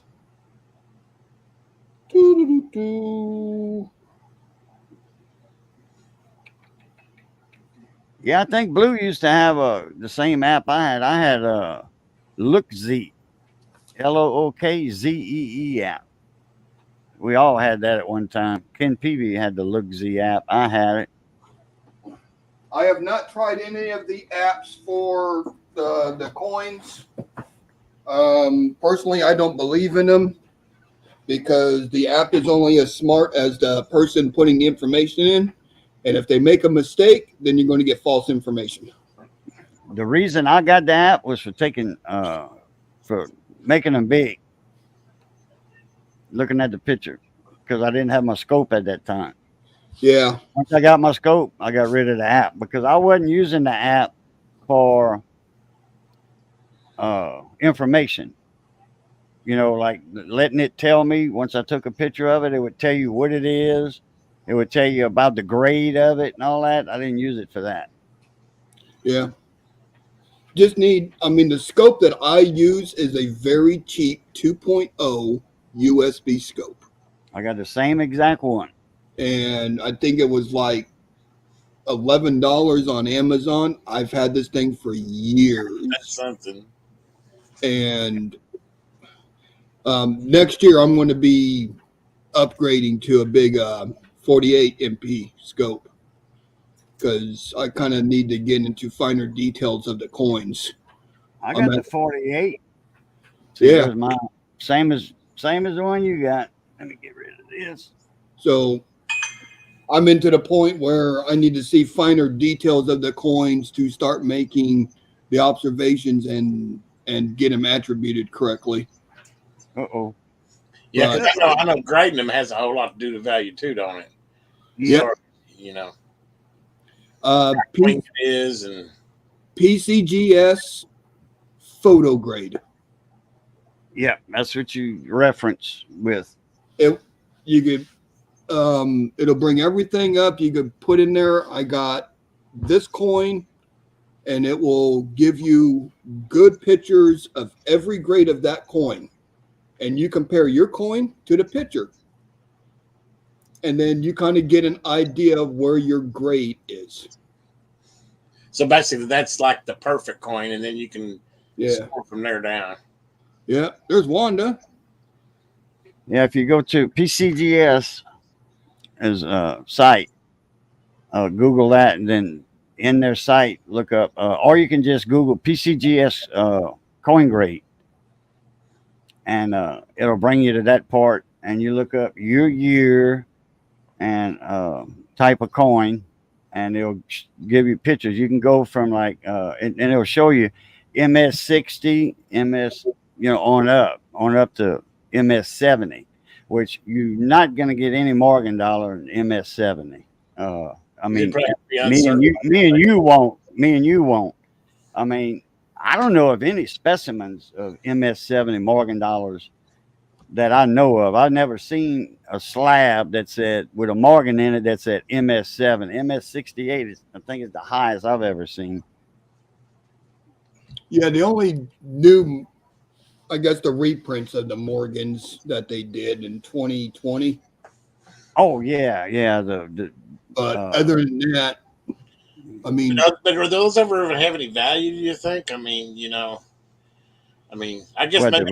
Yeah, because they silver and they were made in Carson City, and some of them were. Well, actually, the seated Liberty they had at Miss Paula, she went to Carson City at the museum, and she had two blanks, and she plants it, and she put them in, and it spit her two coins out. One was for Kim PV, one was for her. Yeah. And though, and it had something on the back of it, not the real coin or whatever. Anyway, but it was made out of silver, seated Liberty. I forgot what year it was. That style of seated Liberty, and she had got those two coins. Yeah, they worth. I forget how much those coins are worth. Really?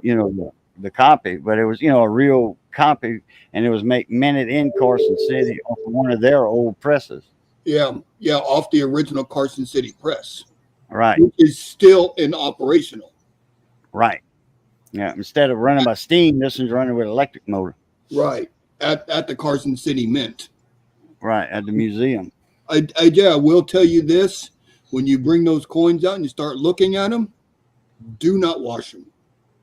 Yeah. Do not clean them. Do not rub them with a rag. Nothing. And hold them like this. Don't even blow on them, because you'd be surprised what comes out your mouth. Yeah. You could take half the value off a coin by cleaning it. Really? Yep. Oh yeah. I guess that's that shows the patina or the age of it. If you. Yeah. And someone has been in coins. I mean, Cajun, there's a bunch of us out there. We could look at a coin and we could go, that coin's been cleaned just by looking at it. Yeah. Good. I mean, God, God, I was probably looking at 1,000 coins a week here for a while. Yeah, Blues is in the pennies. He's not in the silver that much. No, I don't do no silver. I don't do no gold. I got silver, but it's stuff that was gifted to me because I didn't have like a Morgan dollar, and one of my YouTube buddies sent me a Morgan dollar for my collection. So, I mean, I got all that stuff put away. It's all cherished. It'll never get sold. It'll never do anything but sit in my personal collection. That's it. That's what I do with gifts like that, coin gifts and stuff.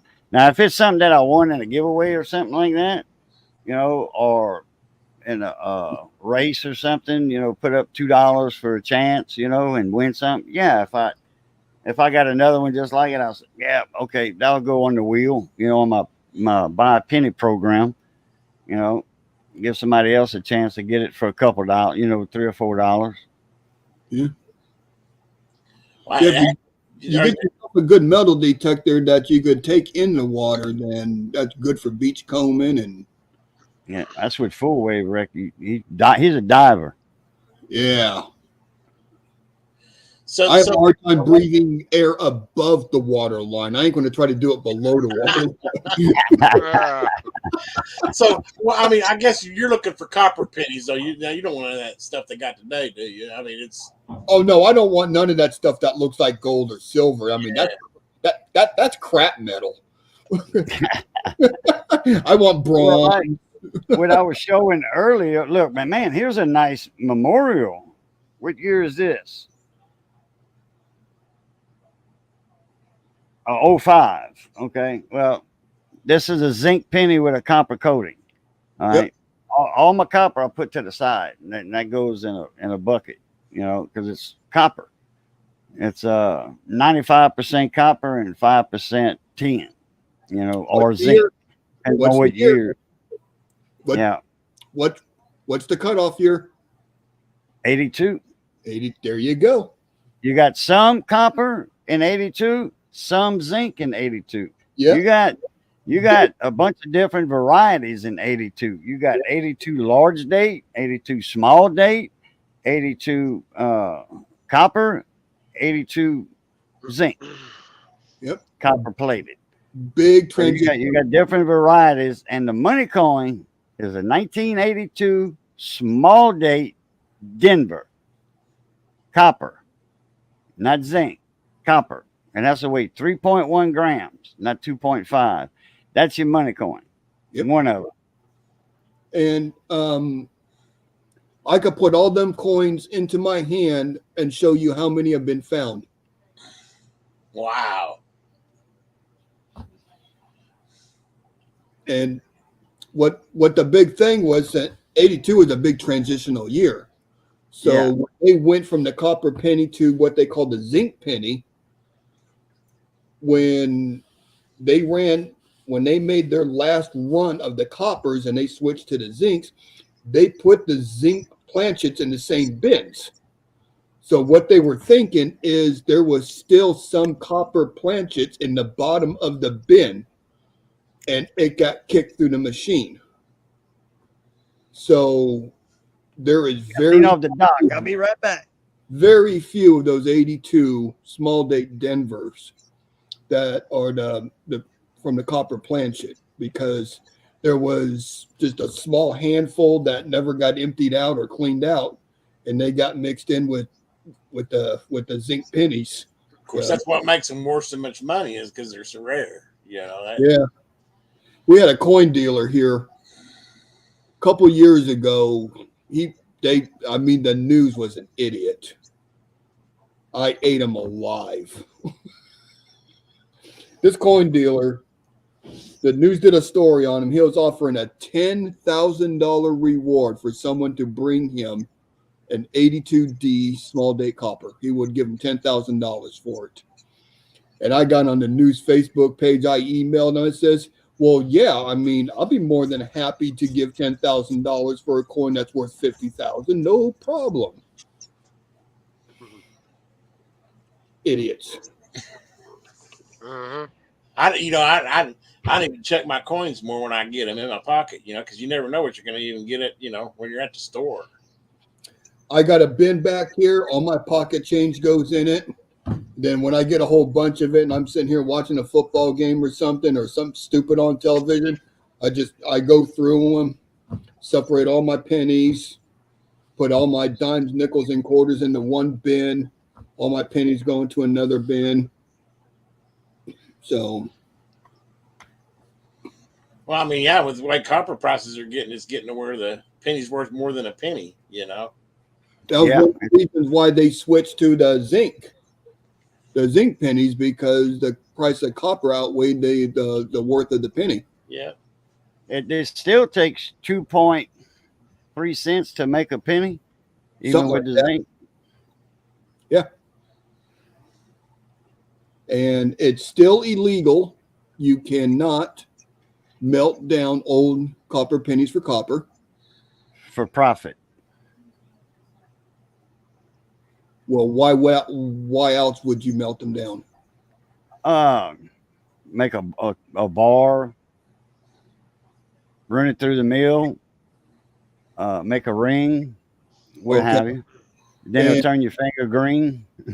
All right. So now, if you made copper green rings, or you made like 1 ounce or 2 ounce copper bars, and then you sold them as copper bars, you're selling them for a profit.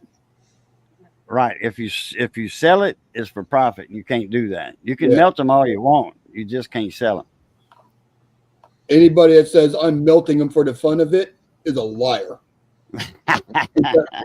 because there's a reason they're melting them. Yeah. Well, I don't melt anything. Now, when they retire, melting them to melt them. When they retire the penny, it's open season. You can do what you want with them. Yep. Just like silver coins. You can melt them down. You can make jewelry with it. You can sell it. You can refine it if you want. You get $9.99 or $9.999. Do anything you want with silver coins because it's off the market. It's the government said y'all do what y'all want with them. After 1964, well, in 65, 66, 67, 68, 69, and 70, they made silver. Half dollars were still silver, but only 40% silver instead of 90%. Oh. So, and then you can wait. Huh? What you got there? Lab, 2 Shepherds? Lab, 2 Shepherds, and Adobe. Yeah, I used to have a lab. Now I got an Australian Heller. Ammo's front and center. Sure is. Ammo. He is my PTSD service dog. Huh. Because you take care of me real good, don't you, baby? He old, though. He needs to be retired. He sleeps more. This Lean Off the Dock moment was brought to you by Grumpy Stack Tires. Buy stacks. Grumpy Stack Tires, that is. Located in Ville Platte, Louisiana. Home of the Million Mile Tire. Home of the Million Mile Tire. So that's it. And my buddy Doug Stacks bought my Uncle Tony's tire shop up the road in Ville Platte. So where are you located exactly, Cajun? Eunice, Louisiana. Southwest Louisiana. If you ever been on I-10 in Louisiana, coming from Texas, get off at the Crowley exit, head straight north. That's where I'm at. I need to go down there and see you for some of that Louisiana Cajun cooking, man. Oh, man. Oh, yeah. Missy can beat up a stove. I can beat up a stove. She made a shrimp, a hybrid between a Creole and a stew. She, like, her recipe and my recipe combined. It's a hybrid. I don't know what to call it. I'll think of it one day. Because the only damn good's what you call it. Damn good. Yeah, that's right. The only thing I'm getting I wouldn't even say it was close. Cajun cooking. I wouldn't say it was close. That's not gumbo in there, is it? It's gumbo soup. Grilled chicken and sausage gumbo. Great value. Hey, it might be some good stuff. Uh, for what it is, it's not bad. Best Okay. gumbo I ever had was in Montgomery, Alabama. Those Montgomery, Crackers Alabama. on that yeah, shit. always old dive place looked like it should have been shut down 30 years ago. And man, it was God, it was so good. I might have been some Cajuns that on that. Oh, I'm sure. I'm sure. True Cajuns, but I mean, I tell anybody if they ever down this way, they welcome to put their feet under my table anytime. Uh-huh. If me and the wife I've do what had we're thinking about doing, a lot of YouTubers with channels and big channels, small channels have ate here at my house, and we always treat them to like shrimp gumbo or shrimp and crab gumbo, shrimp stew, and then like a chuck roast cooked down in a Cajun gravy. No kitchen bouquet, no cornstarch, none of that. Just a meat gravy, oh just. Yeah. And man, Missy can make a mean gravy. She can make a dark brown gravy with chicken, and it's hard to make a brown gravy with chicken. I tell you what, that gumbo soup. When I go out fishing, I always got a couple of cans of that in my boat because you can eat that cold and it still tastes all right. uh-huh. Yeah, So instead of packing a watch that your meat, cheese, or something, mayonnaise, mustard could go bad on, end up getting sick, or end up with soggy bread, which I cannot stand, I will carry those in the boat with those prepackaged sporks. So if I need something, I can just eat it out of the can for a lunch. when I used to go shrimping, and I'd stay all day. Sometime I'd spend a night out in the bay or the Gulf. Well, actually, I'd go inland. I'd go in a bayou, shrimping in the Gulf. I'd go in like in a rollover bayou or whatever, right there, and I'd tie up to one of the weirs or something and spend the night there. Uh, I, in the bay, it's all right. 'Cause you can have a big thunder bumper come up at night, a squall line come up, and you all right. You know, but in the Gulf, you get something coming in from the south, and you get some 6-foot seas and a 21-foot boat. Yeah. So I always duck into a bayou somewhere, you know, and but I'd always have mayonnaise, mustard, because I'd bring sliced roast beef from the deli, a loaf of bread. But I always kept that in the ice cooler where I had my soft drinks and stuff, and a couple of adult beverages, for uh, drinking, when you get close to going home or going to bed out there, drink a few beers and, shoot shit with somebody else in the boat right next to you that's tied up. Because once the shrimp's on, you want to stay in that area. Yeah. But I tell you what, a thunderstorm will bust that clean wide open. Once that lightning hits the water, that's it. Them shrimp bury. Yep. You can be in a pile of them, and I was too. I mean, for 2 days, I was in the shrimp for opening season. We had a thunderstorm come in that evening. Thunderstorm. Lightning popping everywhere. Start Next calling day, them shrimp were gone. They were buried. Drag netting or Yeah, drag netting with a shrimp troll. Yep. Shrimp troll. I used Bubble to pull 35 and 40 footer. I pull a 40-foot for sea bobs in the fall when like a little cool front would come through, and it'd be slick calm in the Gulf, right on the beach, and them sea bobs, them little golden colored shrimp, well, they go from about like that down to like that. That's what they use for dried shrimp. Yeah. And canning shrimp. And man, you drag 15 minutes and your net's choked up full. You play hell picking it up in the boat. You got to have a winch, like a dog leg winch and a boom. You got to have that to pick your bag up. And then sometimes you can't pick it up. You have to get another boat to come over and with a bigger winch, with an outrigger on it, and then put it in your boat. And then your boat squats in the water when you got 2,200 pounds of shrimp hitting your deck of your boat. Yeah, I've been That's out. when you got to go in and sell because I've you been out on can't. a trawler out by Clearwater. Actually, my wife's first or second husband, his brother was a shrimper, and I got to go out one night with him on there. That was like a 60 foot boat. But Clearwater, Texas. Clearwater, Florida. Oh, okay. Because they got a Clearwater, Texas. It's right there on the north shore of Galveston Bay. Yeah, I think Clearwater's like right across from, or across the state from, where's Orlando? I think right, that kind of the middle of the state right there. Yeah. Okay. Yeah, but I got to go out one night. Hell, I sat there and drank beer and watched them work. But it's kind of funny because I got out there and they watched me for about an hour to see if I was going to get seasick. And isn't Clearwater, Florida, on the Gulf side? yeah, it's on the Gulf side. Yeah. Gulf. Yeah. Yeah, because I think it's right down the street from Sarasota. Yeah. Because my dad's retired and he lives in Plattsburgh, or not Plattsburgh. That's upper New York. St. Petersburg. So you got St. Petersburg, Sarasota.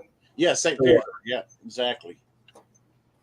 And then on the other side of St. Pete is Tampa. I couldn't believe. I mean, they pulled the nets in. I just couldn't believe how much shrimp would be in them things. It was amazing. Oh yeah, big white shrimp, or were they pink shrimp? They were pink. Pink shrimp. Okay, yeah, they got a pink shrimp season there in the fall. They pink shrimp start to run it, and they get thick too, boy. When they pop them 2 bags on the deck, you like knee deep in them things. Hey, let me ask a question for our full wave real quick, because he's talking about some of his diving. Full wave, have you ever done any type of magnet fishing, and what do you think of it? I've noticed it's kind of been a craze on YouTube where the magnet fishermen's. So, I mean, I get they're just pulling up trash because gold and silver ain't going to stick to magnets. So, but they're bringing up everything else. Old shopping carts, bicycles. Mopeds, yeah, man. I've watched some of them videos too.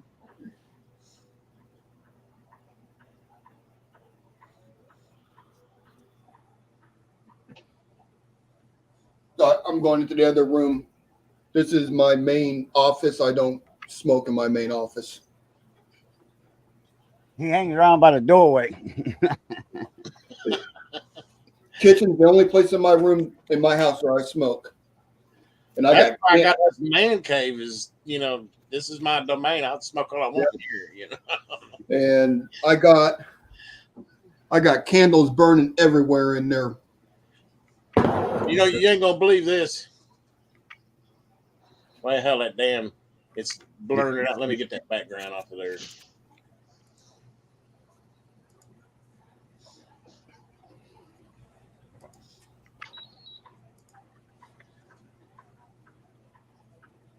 Classics. Silver 100s. I'm not familiar with that one. I don't. My store don't handle the silvers. They handle the sweet tips, which are just like this. There's no difference in the sweet tips than this one to me. Yeah, Cheyenne's. Yeah. Yeah. I drive all the way to. Is that Cheyenne's? No, this is a 24/7 brand. It's from the one of the Indian reservations. Is it a cigarette or a cigar? Missouri for these suckers right here. I go to Missouri for them because in Missouri I can buy these for $23 a carton. Oh, that's nice. Yeah, mine for 17. Really? Yeah. Oklahoma, they added I don't know shit. They got so many. There's like $15 for the state taxes they add on every carton of cigarettes. So, I mean, it's like robbery to buy anything here. So I drive. I used to get these for 15. Now they with the tax and all $19. Yeah, these are 23 right here. But yeah, I might. Would they? It's got a flavor to it or what? You ever smoked a Marlboro Light? Yeah, well, that's what this is. Cheyenne Classics. Yeah, It's. I mean, the classics are a light. that's what this is. Basically, it's the same thing. It tastes like a Marlboro Light to me, but it's a light cigarette. Yeah, the Yeah, but it's a cigar though, right? No, it's a cigarette. yeah Oh, the well, these are cigars. Yeah, see, these are just regular old cigarettes. yeah See right here. when they're It says marked cigars on the top. when they're marked in Yeah. silver, like my 24, like the ones I buy, those silvers are actually ultralights, I'll be damned. Brown. and that's all I've ever smoked has been ultralights my entire life. Yeah. I Yeah. smoked I think you're right. Marlboro It's Light. more of an ultralight than even a light, but 30 something years ago. I started on Swisher Sweet Lights in the 20 pack. Swisher Lights. You know, they had a little sweet taste to them, you know. Yeah. And then I switched to another brand. I was Cheyenne's the best, smoothest cigar you're gonna get in a 20 pack, other than Swisher Lights. I like these the same way. I mean, that and of course price wise, but So that's a cigarette. Wow, Yeah. I thought all Cheyennes were cigars. That's probably why my store don't handle them. I'm gonna tell them to order that. If they can sell them for 20 a carton, people gonna jump all over that. oh yeah. Hey, Cajun. Oh yeah, give me a sip. Hand that to me real quick. Look, hand it. Was that an apricot? Nah, this is Cherry. no Cherry. Looks like watermelon. no son of a bitch. I got a buddy I can get some good apricot from. Apple pie. Apple pie. Okay. Here's my latest toy, AJ. Ain't nothing wrong with that. That's a good signal generator. GW Instack model 450. Yeah, but I like that 8656 or 8657 or similar, you know, because the ones after the 8656, you know, the 8656 goes up to the A goes up to 999 megahertz or something. Yeah, almost one. And then the 8656B goes up to 1200 megahertz, which that's all I need. I'm not going up in the microwave area. I'm not working on anything in the microwave area. So I don't need anything more than a 56. But I like the idea of DBM. You know, I can control the DBM digitally. You know, if you get a radio, you can hear 110 DBM on it. You got a good radio with good ears on it. So that's why I use that BK signal generator because it's got I can adjust the dB on it, and actually I've got several of them, but the one I like the most is that the BK Service Master for CBs, that one that the one you got with the mic, the padded mic. Yeah, I got the whole I built set. my own tone generator when I had my shop years ago, 35 years ago, 40 years ago. I built my own tone generator, and I had a sideband. It was a AM and sideband 2-tone generator. Yeah, I've got the whole BK set. I got the bass. I've got the signal generator. I got the DVM meter. What else? I got the frequency counter.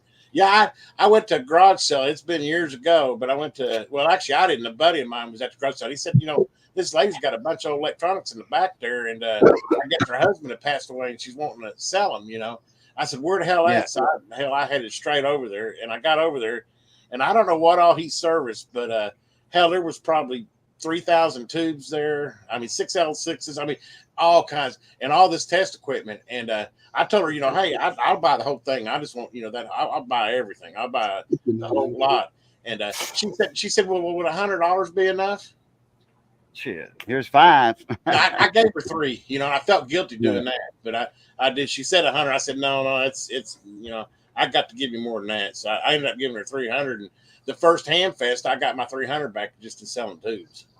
I was figuring, say you had more than 300 tubes. Yeah. Braxton the Snake Fiend. He's representing Northwest Louisiana. Another Yeah. Cajun in the house. It's funny you mentioned the tubes. When I go to garage sales and auctions, all the estate sales and farm auctions and stuff, they always got those old tube televisions that no one wants. I pick them up for $5-10. Well, the tubes is what you want out of them. Be honest. I mean, The, that's tube, the tubes are where the money's at. the tubes were, yeah, especially some of them tubes. Some of the tubes, I mean, 6LS6s. I mean, they're those $60-$70 tube, all day Yeah, long. 20 LF6s, what I used to put in the Golden Eagles, the 500s and 750s. I had a little Golden Eagle 300. They made the 300. And the 300, the 500, 750, and if I'm the 1000, if I'm not mistaken. But the 20 LF6s went in the 500 and the 750. Yeah. Those were back then. Those were $30 a piece back in 1982. They're like 150 to 1982. $200 a piece now, if you can find them. Yeah.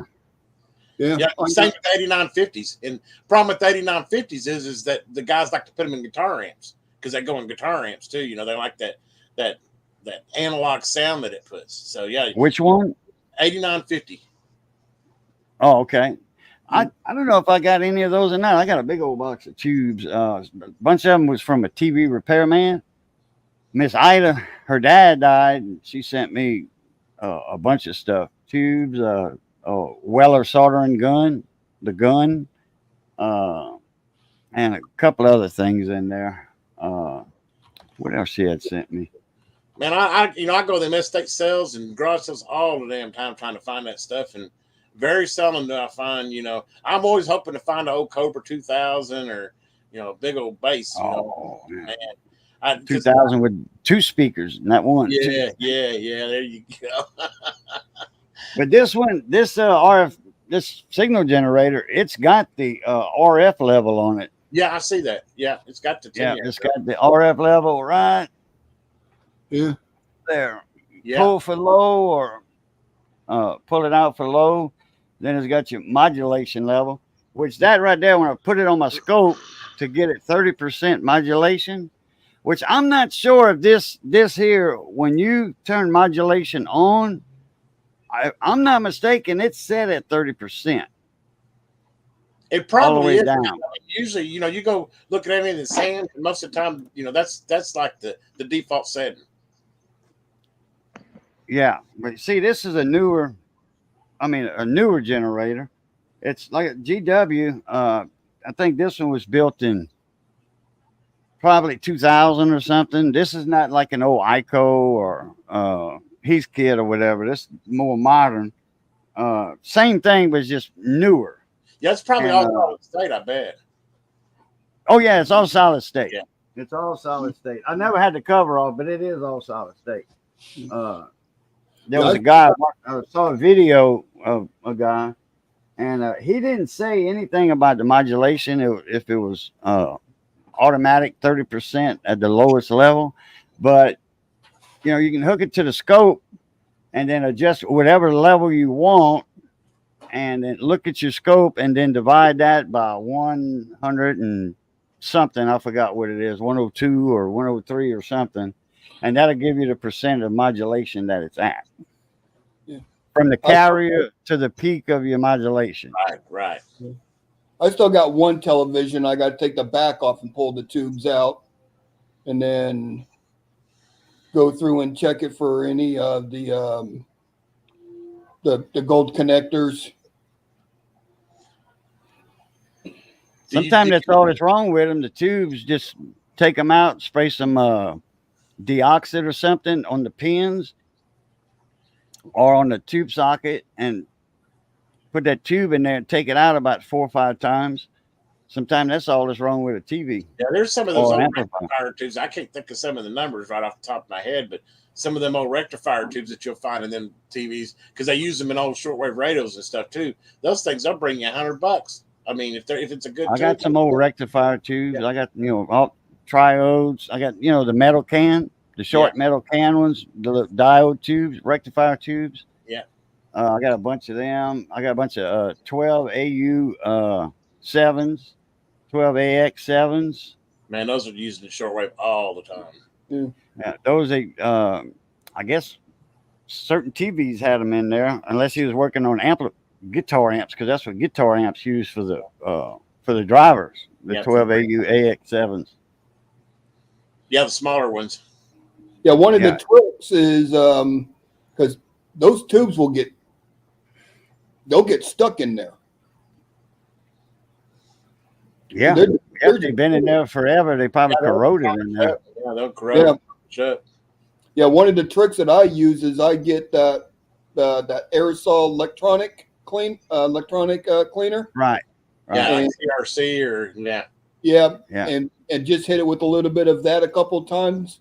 It'll go down there and loosen everything up where those tubes will pull out real nice and easy. I use deoxit with the lubricant in it. It's the fader cleaner, deoxit fader. the red one. Yeah, the red stuff. Yeah. Yeah, well, mine's brown. It's really? actually Oh, it's gold. it's not deoxit, but it's GC Electronics. The next step down, but it is deoxit. It's probably made by KEG Laboratories for GC Electronics. Is it cheaper? Yeah, it's like $11 a can instead of 18. Well, I use the liquid deoxit and a little Yeah, red. that's the best. After you clean your pots and all that, just put a drop in there. One drop. They got that little bitty needle on it. Yeah. One drop of lubricant, swish it around. Now that's a clean pot, a serviced pot. Yeah, because Okay. it lubricates it and deoxits it. But yeah, but that does that little things like 1.5 ounces, 2 ounces is $37, man. Oh yeah. It don't take a lot of it, but still. Let me get my Many radios can. that I go through one of those, every 5 or 6 months. It's kind of pricey. I know enough about the tubes to know enough to get in trouble with. I mean, when I pull them, I got to look for the number, do the research on it, figure out what it is, figuring out, okay, that's a good one. That's a $30 one. That's a $40. But yeah, I got to do the research on it. But You got a tube tester? no, when you I gotta watch the estate sales and stuff. One of these days you're liable to fall on one. By the way, yeah, tube tester will bring you good money too. Because obviously that's nothing they make anymore, so it's going to be vintage if you find one. But in fact, that thing I got at that garage sale, I got like 3 or 4 of them from them, and I kept one of them. I still use that one, but I ended up selling the other 3 of them. Made pretty good money off of them. Yeah, when I sell the tubes, I sell them as untested. I mean, I'm losing money not testing them. Yeah, you can look at it to tell whether it's degassed or not. I mean, Yeah. Oh, if it's gas, yeah. I try to get good close-up pictures of everything, so the people that know what they're looking at are going to know. Huh? I hadn't seen that one. You get it Yeah. like on Amazon or? GC. No, at Ralph's Electronics over here in Lafayette. I met a buddy of mine. He had some stuff for me. He If I gave can me find a hardware store that's only one known in the entire United States. Ralph's Electronics, huh? they don't ship though. They got them all over Louisiana. Oh, really? You know, yeah, it's a southern thing. When I had my radio shop near Baton Rouge, I'd go to the Ralph's in Baton Rouge. But that I'd don't go mean get all my ship. 4-foot sticks of heat shrink and my spray. That was before KEG Laboratories back then. I was using the Blue Wash tuna Yeah. cleaner. I remember And that. then I used to get that from Dally Oban at a DNA Supplies out of Florida. He's from Baton Rouge, but his business was in Florida. And he sold Galaxies, Connexes, Francis, the 5.5 foot antennas. That was the best antenna at that time, was the Francis 5.5 footer. That was the best. That beat Fire Stick hands down. I've never been a Fire Stick fan, I just never I had used to be, for the 2 Fire Stick 2s, because you can adjust SWR instead of clipping the wire, you can put the screw down.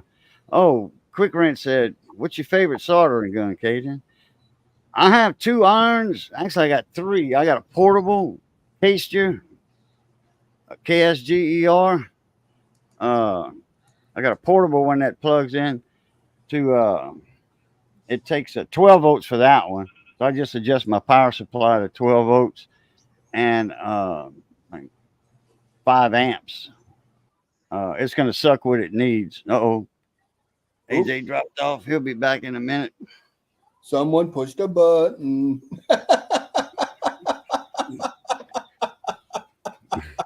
Not supposed to be hitting that red button, man.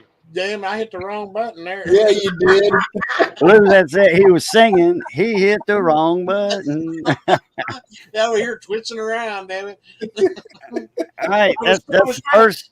I'm not seeing any chat is why I did it, and I went over there to anyway. Fortunately, I was able to just back up, get right back in there. Weller's my favorite iron, by the way.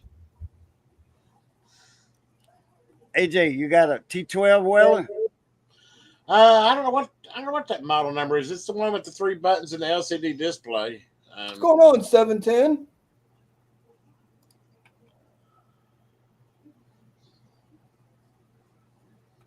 Oil that's upside down.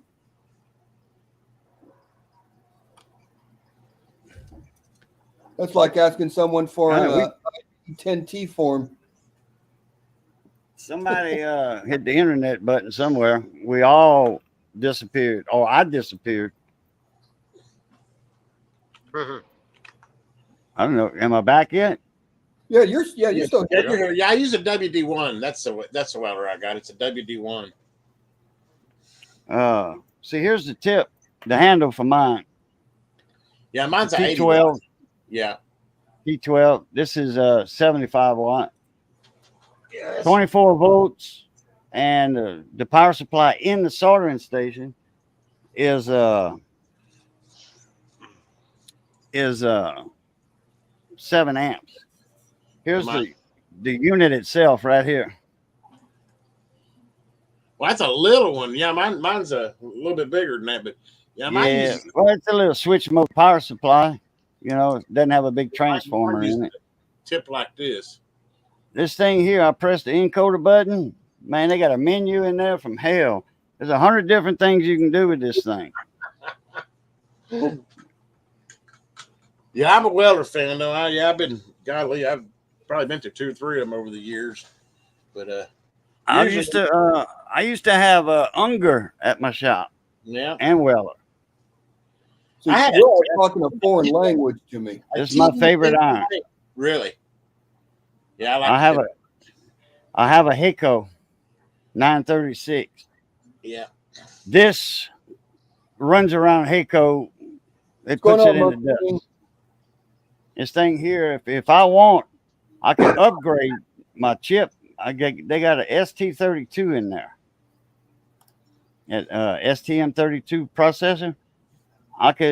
This is a 2.1 version. I can do the 3.1, and I can get 100 watts out of it if I want to. You know, with the like the JC or JB a little C, the little C series tips. Yeah. Damn, if I wouldn't have thought about it, I could have spit it out. C210s and 310s and all that. I have that portable soldering iron I got. I'll get it in a minute. It has the C210 tip, a little bitty one about this long. Looks like a stereo jack on the end of it. A little 3.5 millimeter plug, microphone plug. It has that on the end, but I mean it resembles it. It's not it. And that little tip, it's a knife tip. I got a video on it, and it or eyelet on a TV power supply board. Eyelet with that big ground plane. It melted that solder all the way around it in a second. Oh man, that little sucker gets hot on a 12 volt iron. Oh yeah. See, these are 24. That's a 24 volt power supply in there. And like I said, it's a 7 amp power supply. So 24 times 7 is what? Over 100 watts. Over 100, yeah. Yeah, I got a I don't know what the name of that thing is, but my dad was a lineman for a GTE, back in the 60s. Oh, GTE, yeah. General Telephone, yeah. But he was a lineman, and it's like 120 watt, but it's it looks like it's a foot long, and the heat element on it's probably about an inch around. But the thing with it is man, you could just like soldered pills or anything like that, because there's no it doesn't heat soak. It'll melt anything you want. Right. Yeah, that little bitty one I got, that sucker heat up. Let me go get it.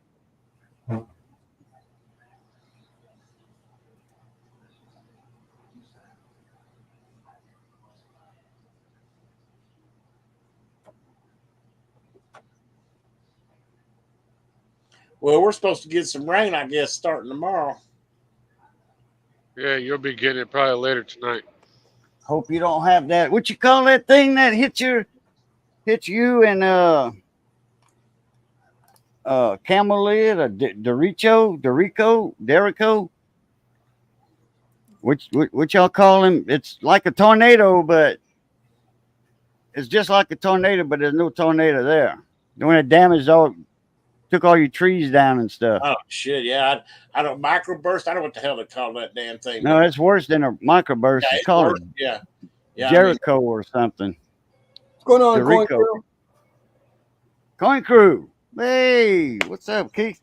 Hey, How Cajun, you you also missed 710. Oh, 710's in the house. Rigged and Monkey King medals. Yeah, there's Monkey. Okay, there's Monkey. There's one I missed. Sorry. There's that little tip. That is little. Damn. That's a small one. That's the one with, like I said, it looks like a stereo. Here's the iron. Yeah, It's got a menu in it. You can do about 50, 60 things in that one. That's like surface mount stuff. I mean, oh yeah, you can get the little the JS JL 102 tip. Yeah. The one like the crooked one. I kind of feel like out of the loop here because my soldering gun is from like 1983 and it weighs about 17 pounds. I got one like that. This is for micro soldering. It only works if you plug it into a 50-foot extension cord because you got to draw the amps down. I mean, AJ's got one. That thing's like a 200 watt iron, man. The tip on is bigger than my thumb. I mean, but it's like that, and the whole thing like, man. And look, and he went to that garage sale, didn't even call me up. I mean, you got everything for $10. $10, the whole box up. Whole box of soldering out, big ones too. Yeah, a Simpson voltmeter in there too. I need to do a video on that. I'm going to restore that, but that Simpson voltmeter, shit, those things they go for $100 out there on eBay right now. But man, I love those $10 boxes like that. Damn. I mean, if it can't be fixed with baling wire or duct tape, I don't know what to do with it. Coin Crew, my buddy hadn't threw me that money yet, but when he does, you'll be the first to know. Shit, back in the day, you could fix anything with a roll of duct tape, a can of WD-40, and a pair of vice grips. Yeah. But hey, AJ, I want to give you an example of my idea of fixing stuff.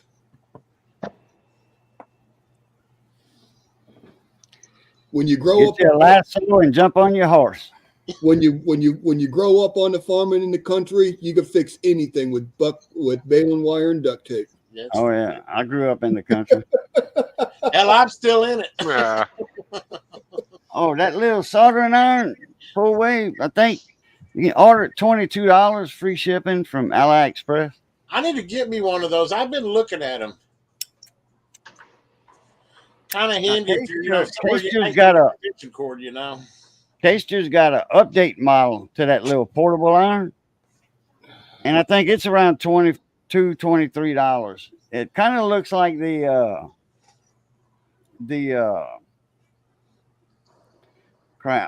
what's the little round one? Got the OLED display on it. at the 100, the 120. They had the TS80 and then the TS100, then the TS120. I want to say TS. It was made by something Wave. They were portable iron. Those take 24 volts. Those are 24 volts. They're mini soldering, portable. Yeah. You can hook them up to a LiPo battery. The ones they use for RC helicopters and RC planes are 24 volt batteries. Those lipos, yeah. They got I think it's a Dean plug on the end or a XT plug. I've got some of them XT plugs somewhere. I sent a few to Full Wave. Sent him a package. You said you had a Simpson? Yeah. Sure enough. Triplet. I'll be damned. 1952. Now, where's that box of stuff at here? Hold on here.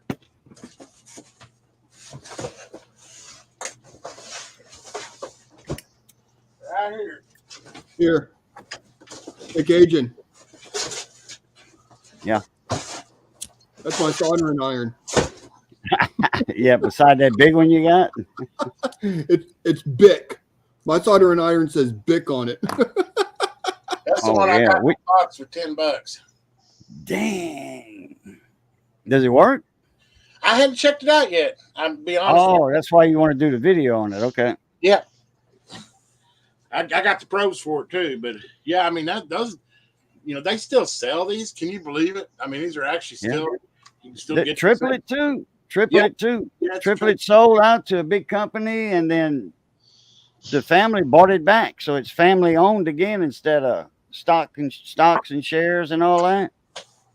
Yeah, the only It's all off the market, the public market. You can't buy a stock in a triplet. Yeah, that's. Yo. I did 20 years I was servicing slot machines, and the company I worked for got bought out by Aristocrat. And I tell you what, I like a family-owned company a whole hell of a lot better than I do a corporate one, because that's why I'm retired now. I mean, it wasn't long before they were cutting nuts. Well, they already had people that did them jobs. I got 2 of those triplets. Oh, really?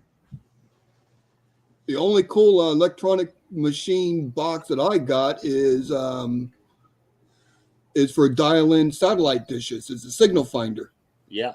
Oh yeah, hey, that's I found that on the street right when it fell off the DirecTV truck. And I pulled over and picked it up and took off with it.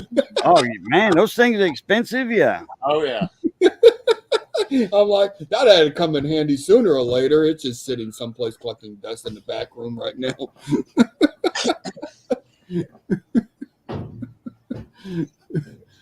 But the way I see it, as soon as it hit the pavement, it became public property. So No, I don't have a Tesla coil in the backyard. I tell you who does have a Tesla coil in his shop. I don't know if he still got it or not. Probably does. Frank Coin Dragon. He built the Tesla coil. I believe he still has his. Yeah, I think he's got it. I got his website address. He's got a website, and it's on that website. You see, Frank used to piddle and deal with electronics. Yeah. CBs and stuff. He used to do a little bit to him. I don't know the full extent of his In case knowledge y'all are on, wondering who Frank is, Coin Dragon. I owned a radio shop 20 years, so that qualifies me. Now that was my field, VCRs, two-way radios, not TVs. Now TVs, yeah. Now, TVs are made a lot simpler now than when I was watching my uncle work on TVs when I was little, and that's where I got my Spark at. Yeah, Spark. I never got lit up on the bench because I knew better. When Uncle Lovers told me one time, don't touch anything on this bench. He said, you're going to draw back a nub. I'm going to bop it with my fist. And he had arms like my dad, like that, with big old hands. And they owned Abbeville Radio and Record, they sold stereos, TVs, all that stuff, and records and albums. They had that before cassettes even came out. He started that business in 1957. Yeah, Uncle I mean, Sam gave him his trade. Him and Eustace Falk, Candyman, they were in the army at World War II together. So Uncle Sam gave him that trade. Yeah. Yeah, there's two things I've been looking for. I've been looking for an old reel to reel, like an old T Kai T or Axe the best. T Axe and the best. yeah, and I'm looking for an old 8 millimeter working projector because 8 millimeter. Damn, what kind of films do you want to watch on that? I got all of our family films on 8 millimeter Oh, okay. and Super 8 here. Oh, Super 8. Yeah, I got a little Super 8 camera, So camcorder. I've been trying to find those things. I've been really wanting to get a reel to reel for a long time. check out that Goodwill site where you can bid on auctions. I picked up a couple of that. I've seen some reel to reels there. You know, that basically that's stuff people donate, and they sometimes it goes for too much money, but I find some pretty good deals out there once in a while too. Yeah, well, I ain't interested in spending too much money for one. Well, that's what I'm saying. I mean, I've seen them go. I've seen reel to reels go for $20-$30 out there. You know.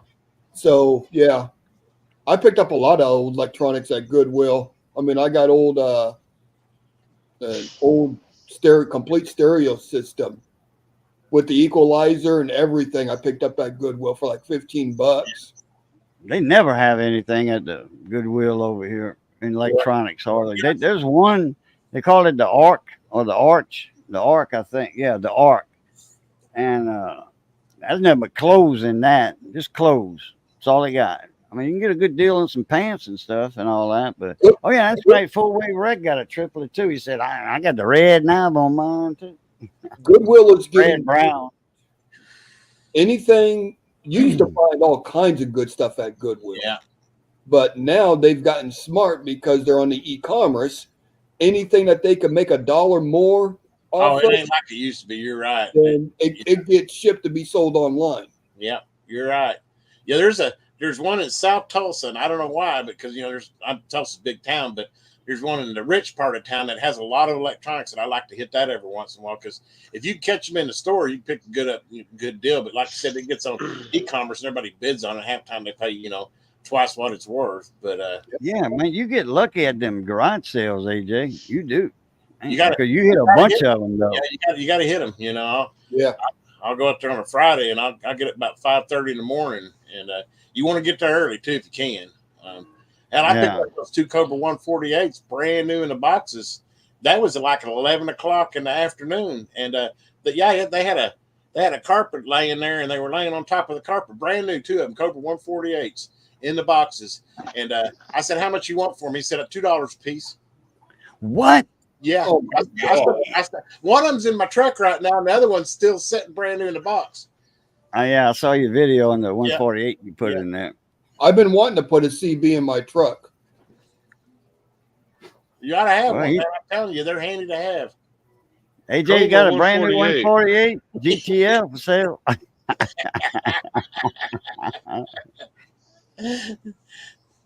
do. What kind of ranges got on it? Depends on what antenna you put. Yeah, depends on who you're talking to too. If they're based in, car to car, you're probably looking 3 to 5 miles. Yeah.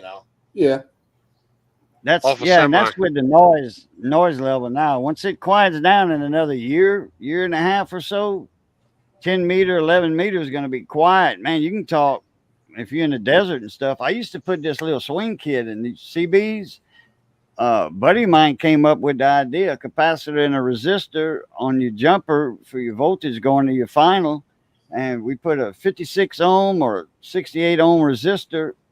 We put a capacitor like 35 volt, 33 microfarad capacitor, solder it down, solder resistor across that.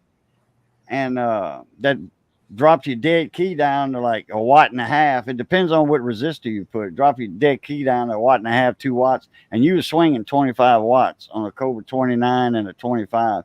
I had one guy, he was in Arizona. He said he was talking, somebody heard him 40 miles away. They were hearing him 40 miles away. He couldn't hear the driver that had the radio that I built up, he couldn't hear them because they didn't have a radio that could talk that far. And then when they got closer, he said, "Man, I've been hearing you for 40 miles. What kind of radio you got?"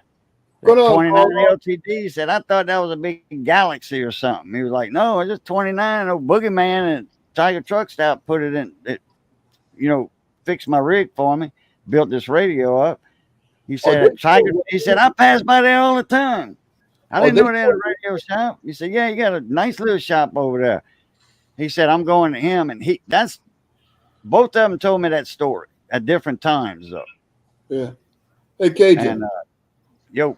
Are they still running the illegal CB amps? Oh, hell yeah. Everybody is. Well, Shit, AJ got one. They're bigger now than they were back in the 80s, I think. I mean, it's crazy. Oh, yeah. You got some 10,000 watt amps now. On the Super Bowl, Channel 6, Channel 11, Channel 28. Them boys got 10, 15,000 watts, dude. Yeah. All right. Let's just go around the corner. What's your handle? What's your handle? I'm the fisherman. Fisherman? The Fisherman? I used to go by Cajun Boogeyman. I don't know what I'm going to go by. Probably Boogeyman or Bayou Boudreaux or something. My name, Boudreaux. Scott Kellicoe with a $20 super chat. Boom, boom, boom, boom, boom, boom. Boom, boom, boom. Oh, you want me to dance? I'll do the Cowboy Kent Rollins dance. I'll do the Cowboy Kent Rollins. I go by sourdough because I was born in Alaska, and if you were born in Alaska but not a native Alaskan, you are known as a sourdough. I'll be damned. So my CB handle ever since the 70s has been sourdough. And we ran David Colau.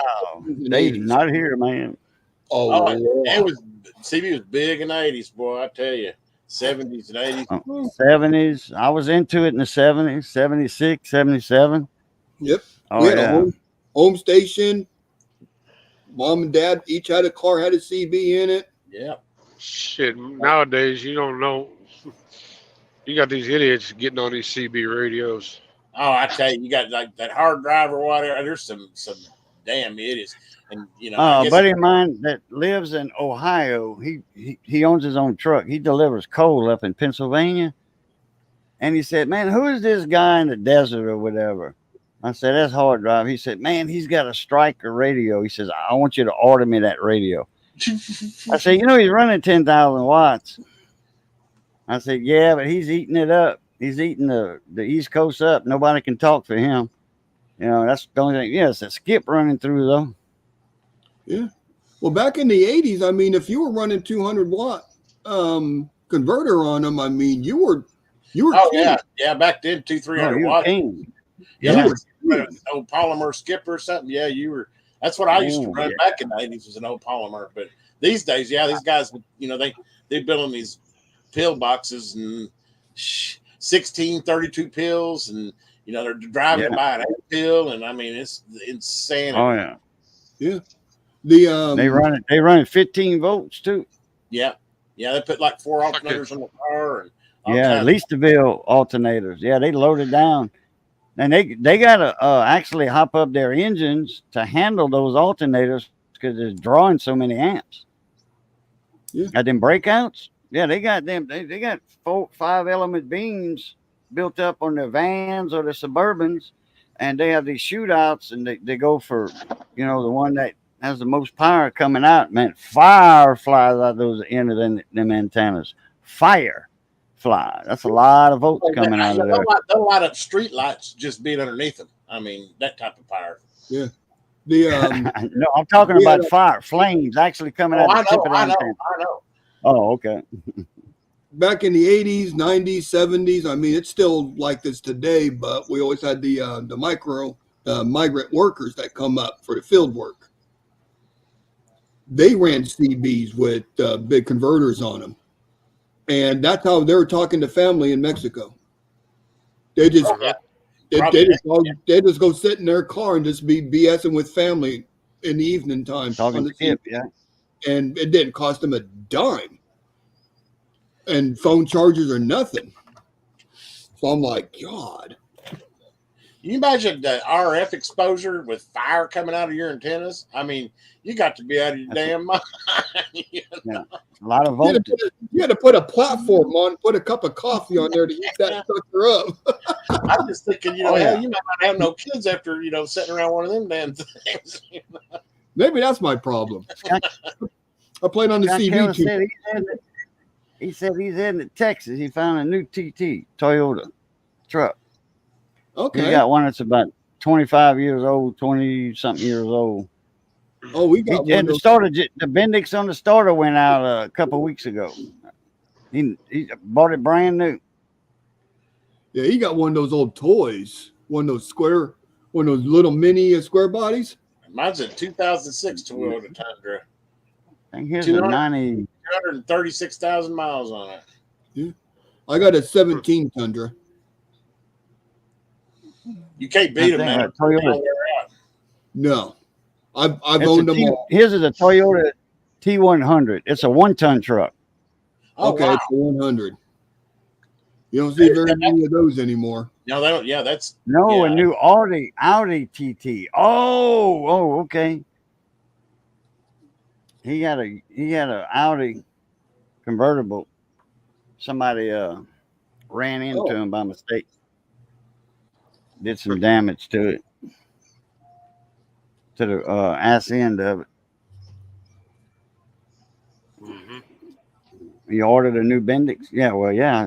I just said, you said it went out. So, yeah, it's nice when you can get just a Bendix on the starter Yeah, instead of back in changing the day whole thing. you could work on vehicles. Yeah, he does. He's Now got all you the got to tunes have and everything 17 for it. different types of computers to figure out what fuse went bad. Oh man, all them new computers nowadays and sensors and all that, and everything talks to each other and this and that. That's a pain. Yeah, it could be a parts bomb. I mean, because you have to throw part after part, try to guess at it. I mean, Yeah, not this one guy in New York.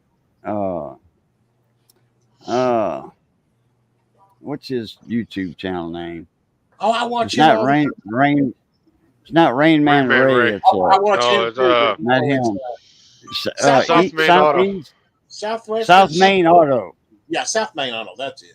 South Main Auto. Hey, man, that guy. Hey, he's got the scanners and stuff, but he knows how to read schematics. Okay, he knows how to read electronic schematics, and he says, "Okay, I lost ground here on this circuit." So he goes and he finds that lost ground, boom, puts a new bootstrap on it, boom, that thing's ready to go. And then he lines the fuel up with the air, and because you got to do that every now and then, because that computer will get clogged up when it's shooting codes. That computer overloaded, it's clogged up. So erase all them codes, and you setting this to that.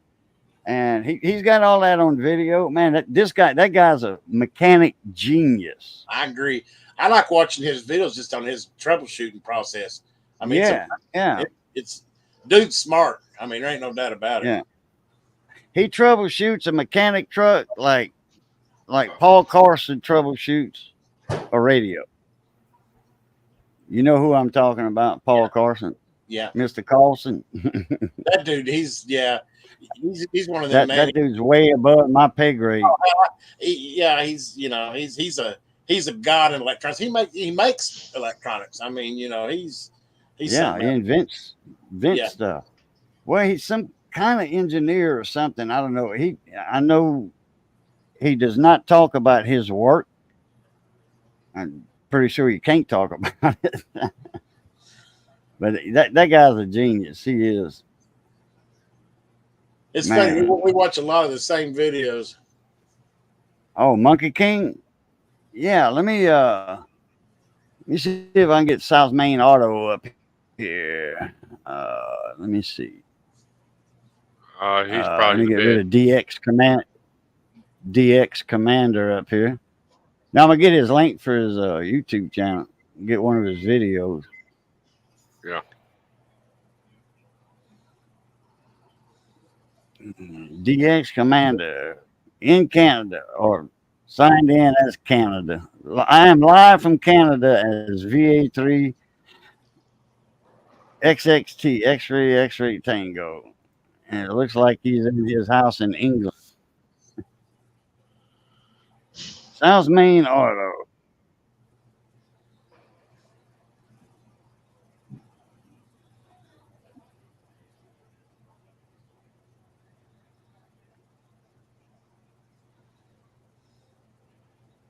There's one from 4 days ago. Hit the link on this. What I do, I share the video link, and that brings you to their channel, and then you can subscribe to them from there.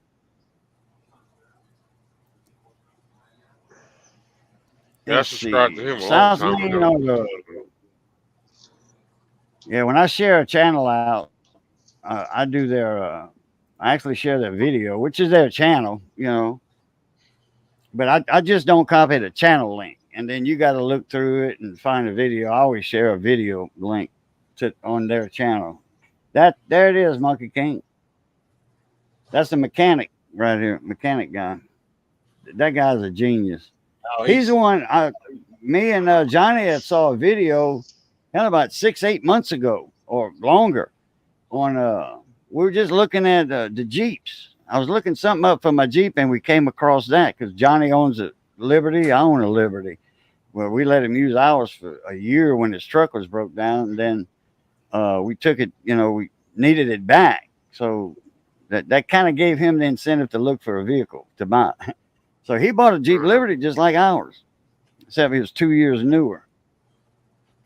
And we were looking at a video of the on the camshafts on the head, because they overhead cam on the heads of those 3.7 Jeep engines, Liberties. Yeah. Or any Jeep engine 3.7, it's overhead cam. So he diagnosed this one, and sure enough, when he took the valve cover off, that rocker arm was off of the push rod and all that. And it was the lifter that went bad. So he put a new lifter in it. He showed how to get the rocker arm back on with a screwdriver using the cam as a fulcrum, and then screwdriver's a lever. It popped it back on. And now, but 6 months later, the same thing happens to Johnny's engine. So he pulled the head on it because the lifter was stuck. I mean, the valve was stuck and it wouldn't come up all the way. And he turned it over, thinking that it would free it, but nope, it wouldn't. The rocker arm just kept falling off from the lifter because they don't have push rods. Yeah, they run overhead cam. They ran straight off the cam. It's just it goes on that hydraulic lifter. Mhm. I want to say it don't have push rods. Yeah, the cam's right there. I don't think You it know? does. I think it runs No, right it don't. It don't. It's got the Well, lifter Brad, and then the spring on the other side. Yeah, there's a spring for the valve. Yeah. For the valve itself. And it won't come all the way up. The valve will not come all the way up. So he took the head off. I guess he's got the head off by now. He had the intake off last week. Well, Cajun, I'm gonna run. Go check on the wife, see what's going on. Thanks for inviting me in here. I'll bookmark this and notify me when you got these. It's kind of fun to get on here and shoot the breeze. Oh yeah. And well, anyway, I forgot to ask other people about. I don't see anybody that goes live on YouTube itself in here tonight. But they do come in and they go live. God, if I'd have thought about it, because no, he uses StreamYard and OBS. Is Coin Crew. I mean, yeah, he uses OBS, so he's got his mic running through that, and he can adjust his mic through that. But none of them videos helped you out that I sent you a link on? No, I tried them all. In fact, and I was just looking in here, and sure enough, it's got a adjustment that you can set for the auto level and turn it off. But I guess Chrome just doesn't, when I stream through through YouTube using Chrome. It just doesn't. It don't have any way for me to adjust that auto level. I did go ahead and order a sound card today because I read to where one of the problems is I'm running in that mic, and the sound card I ordered will let it run in an auxiliary in port, so I don't have to worry about it trying to auto level the mic all the time. So I'm going to give that a try. But I might do a little learning to how to use this. But if I can use this, I'd just soon go this route. Use this as my platform to stream with. Oh yeah, I know who you're talking about, Sky Killer. You're gonna be 5 miles from it. But actually, it's probably in your Windows settings. I think you got to go in Windows too, in the advanced settings, and turn that automatic mic level off. And there's another one you got to turn off too. Sorry, go ahead. And those two links showed everything to do in Windows and I think Chrome or whatever, but most of it was Windows. Yeah, and I followed them on. In fact, I'd already pretty much tried everything it had, and I find those, and it says don't let other programs use it, and I clicked everything they said, and I hooked, went right back, and it went right back to the same damn thing. It's like I could set it up to like 50%, and then as soon as it got that level, it drop it back down to like 15%. I don't know. And I spent hours trying to figure that out. It just would not quit auto leveling that damn mic. And I think it's because it's the built-in sound card on the motherboard. I don't know. I don't know. It doesn't have like a mixer, or all it has is the Windows type stuff that you can use to adjust it. And I'm hoping this new sound card will solve the problem. But I know on this platform here, on here, when I was looking at the settings, it gives you where you can tell it. You can do it. Right. Okay. Go in your little gear wheel down there, and you go to audio, and that's how I would go live. Instead of YouTube, go in StreamYard, and then it automatically connects to your YouTube channel, and then you can bypass all that through StreamYard. You can put your level at whatever you want. Which I'm in there now. So now that I got it, I'm gonna play with it. Yeah. Next time you go live, you go to StreamYard. You put the thing on your on your Google homepage. Put StreamYard as a shortcut. That's what I did. And I just hit StreamYard, and then it asks me create live stream. Then it asks me what channel I want to go to, because I got 3 channels up there. All 3 of my channels, and I just hit Cajun Coin Hunter channel, and then boom, I'll go from there. And if I want to delay it, like I did today, I set that up at like 4:30, I think, and for 6:45, I just put go live later, click that, and it gives you the day. But naturally gives you that day today, but you can go on any day you want. A month. You can go 2 months ahead if you want. That way people know that you got there. Yeah, Quick Rinse. Yeah, I know you go live, but you go live in StreamYard. Yeah. Hey, AJ, you're going to be much happier running your channel through StreamYard. Yeah, I guarantee you would be. Charge me that thing because he can't adjust his volume. Mike, he can't get rid of that. Yeah. He cannot adjust his mic volume in YouTube. Now, I will give you this advice. Do you run dual screens? Usually, yeah. Okay. Now, if you're running StreamYard on one screen and you got your YouTube up on the other screen so you can see the comments, make sure you turn the volume off on your YouTube channel. Just pause the YouTube side. Just pause it. That's what I do. Yeah. You can pause the video or turn off the volume on the video, or you're going to get feedback. You're going to get an echo. Yeah. What I do, I turn off my YouTube live stream. I just pause it. But what I do, I pop out my YouTube comments, my YouTube chat, live chat. I pop it out because you can go like in the chat in YouTube, and the 3 dots to the right where it says live chat, pop chat or whatever. I forget what it is. Let me see. Live chat. I always put it on live chat. Live chat and top chat. That's it. Top chat. I always, But anyway, to the right of that, you got 3 dots. Click on that, and you go down and say pop out chat. Yeah. and you pop it out, and it's going to come on the left side of your screen, and you shrink it down. I shrink mine down about 4 inches, and then I'll move it to the right. I'll drag it to the right of my screen, and I'll minimize my screen, Yeah. and it minimizes down to about 4 inches on the right side, and that's where I put my chat at, and then I'll move the side Yeah. of the chat connecting to the StreamYard, like that. If he's on, yeah. There you go. I got Like mine that. popped out because I don't even look at the YouTube. I just pop out the chat and I just put my chat on the Right side there. of the video, and I'm watching everything through StreamYard. Right, and you can see the YouTube chat because YouTube chat is faster than StreamYard chat, a lot faster. It's live right there. It's not going to give me an opportunity to pop it out because it's already popped out. But it's these three buttons up here. Oh, that'll be on your YouTube side. There'll be three buttons like that, so you can pop out the chat, and then you could. I mean, I could move it from one screen to the other. Yeah, that's perfect. Actually, I always put mine right there, and I just watch everything through StreamYard because there's no delay through StreamYard like there is on YouTube. There's no delay on the YouTube chat, but there is a delay on the StreamYard chat because you can see the YouTube when somebody makes a comment, then you can look for it and wait 4 seconds. It'll pop up on the StreamYard chat. Yeah, probably because it's processing it from over to YouTube back to StreamYard. It makes sense. Yeah. And, I'm gonna go. I got to get going. All right, AJ. Appreciate you coming up. Hey, no doubt. I'll let you later.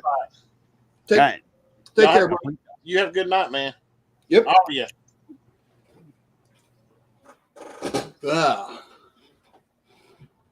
And now there's 3. Another string under the belt. Let me I gotta go lean off the dock. Well, we got what? Scott Keller came into the chat. What's going on, brother? Be right back. Ooh. Yeah. I've been looking for an old truck. Dodge won't even admit that they built the damn thing. And it's an 1980 or 81. It's the D50 Bighorn. It was a California, Arizona release only. About 12,800 of them were ever built. It was the first year of the 2.6 liter straight 4. The carburetor on it was the size of a shoebox. And you can't even, the carburetors are unrebuildable because everything is plastic throttle body.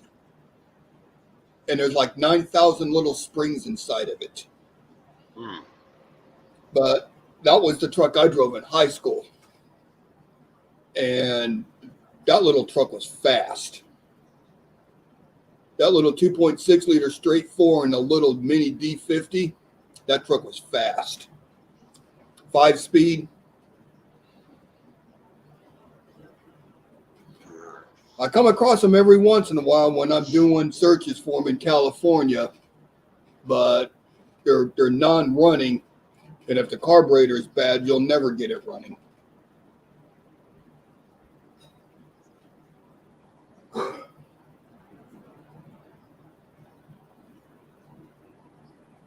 $15 miles. But that little D50 Bighorn, 1980, 1981, great truck for Dodge. It's actually a Mitsubishi engine that they put inside the D50s. Those things were little horses, man. Most of the older vehicles were horses. I mean, they don't make them like they used to anymore. Nah. I love my Toyota. I got a Dakota out in my yard now. I love that Dodge. It's my farm truck. I've run. I got a Tundra now. I've had Tacomas. I got a Chrysler Town and Country luxury van I cruise around in because Sometimes you just want a little hoop to go down the highway with. And it's a lot better mileage than my truck gets.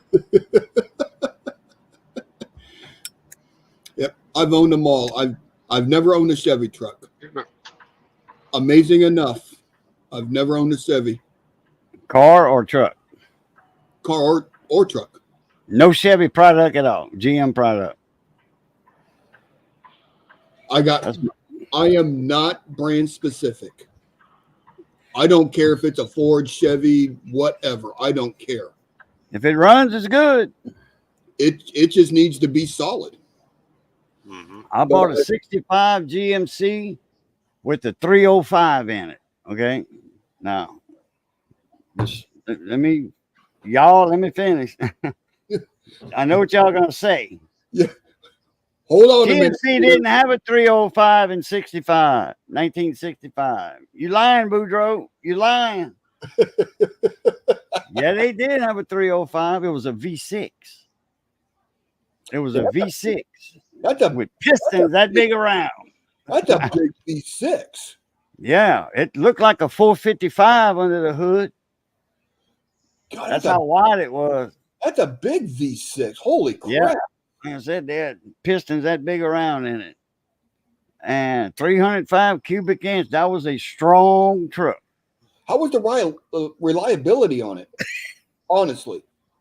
Huh? How was the reliability on it? Well, when the oil pressure pump went out, it went out. It locked up on me on the way. I was running my crab pots.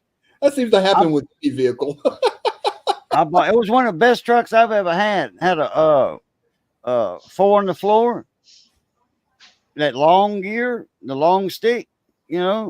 like a 3/4 ton 4 with the 4-speed with the granny. And I bought it for $125. Didn't have a bed on it, but it ran good. So I built a bed out of wood. I took 2 landscape. Oh, you rednecked the shit out of it. No, I didn't. It looked like a original flatbed. I bolted 2 landscape timbers. They treated 2 landscape timbers to the frame. Then I put my my floor joists on it, 2x6s. And I put 3/4 marine grade plywood on top of that.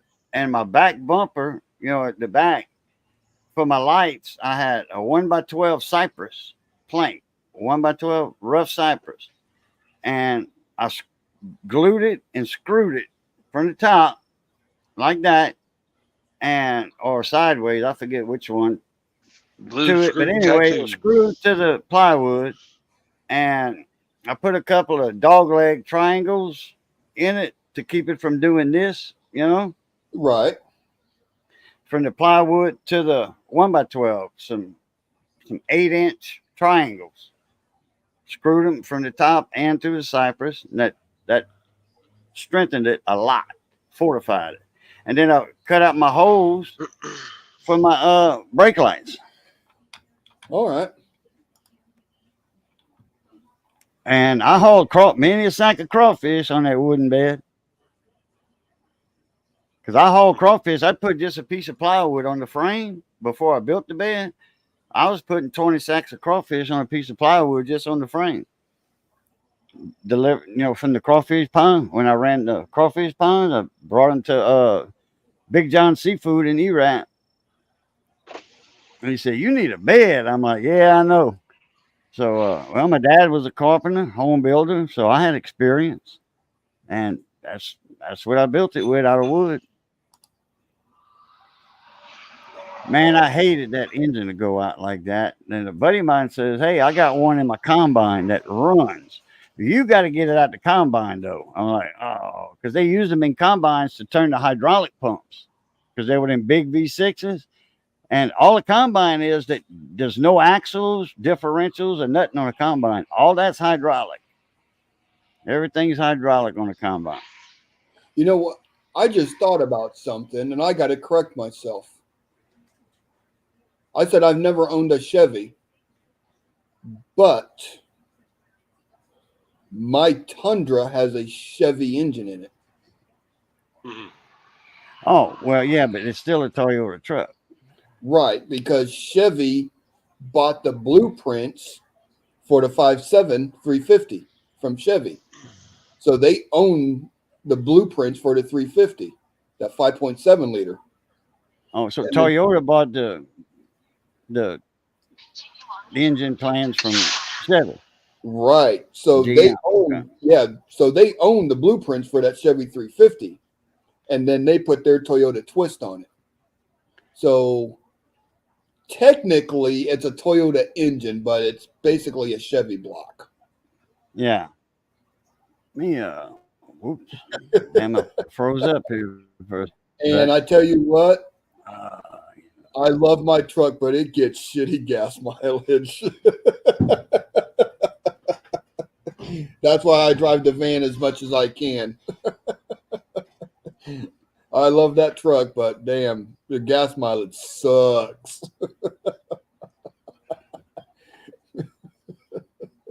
But it tows the boat real nice and easy. So, oh, yeah, there you go. All right, quick rinse. Check your email. If Quick Wrench is still here, I'm pretty sure he is. You gotta check your email, Phil guy. You off yeah, of work, Phil guy? I thought you got off at 7 or something, 7:30. yeah, he gets on there every once in a while and just puts a little period saying, "Hey, I'm still here." Yeah, it keeps the chat live on Yeah, his end.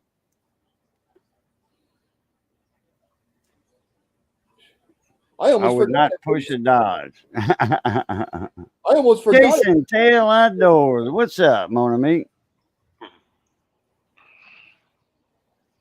Yeah, yeah. You normally go live on Wednesdays, and I almost forgot about it. I just happened to be trolling around, and I'm like, "Shit, there's Cajun." Let me go pop into there and see what's going on. I forgot to send you a link from the start. I think I forgot to send you a link from the start. Yeah, you sent me one when I got on chat asking what kind of trouble you're getting into. Oh, okay. I knew I was forgetting somebody because I had a Yeah. field guy, Bradley, and I said, I'm forgetting somebody. And it was you. That's all right. TV No sucks on voice? Oh, okay. TV sucks on Wednesday. I was just sitting here and I'm like, you know what? Let's go mess around with Cajun for a while. There you go. And Yeah, that was the first time AJ popped up. And then I figured y'all two would hit it off. Y'all ain't far from each other. hey, field guy, man, I got a bad cold a couple of weeks ago too. And I'm like, man, I'm starting to get a cold. Man, it morphed into hell. I ended I up can having to go to always the tell hospital. when I'm going to get something. I get that tickle in my throat, Shot of and whiskey. I try to hawk up that whatever it is, and if it won't come up, said I got a cold coming. Something, Yeah. and sure enough, a day or two later, I'll have a cold. I don't really catch a cold. But, my nose will run or something like that, but I don't never had the flu. Well, I think one time when I had my radio shop back in the early 90s, I had what they call a fake flu, but it was just a different strain of flu. Yeah. But they were calling it the fake flu that year. All the doctors and medical industry were calling it a fake flu, but it was just a different strain of flu. Is where it was. Man, Yeah. I was running fever and all that. My back muscles hurt like it was all get out. Man, it's like when I would touch myself on my back, it was like it would burn like fire. You don't say you touch yourself on a live stream. Come on, man. Well, my back. There's Dave. Hey, Dave. How Hey, you guys doing tonight? Good, man. How you? Pretty good. I'm doing pretty good.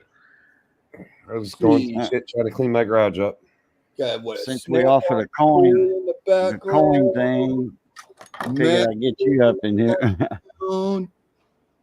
Something about beer in the background. Jason Taylor said it's going around. I'm on the downside of one. It was a fluke. Fluke melted me. A fluke. I'm looking at your wall art.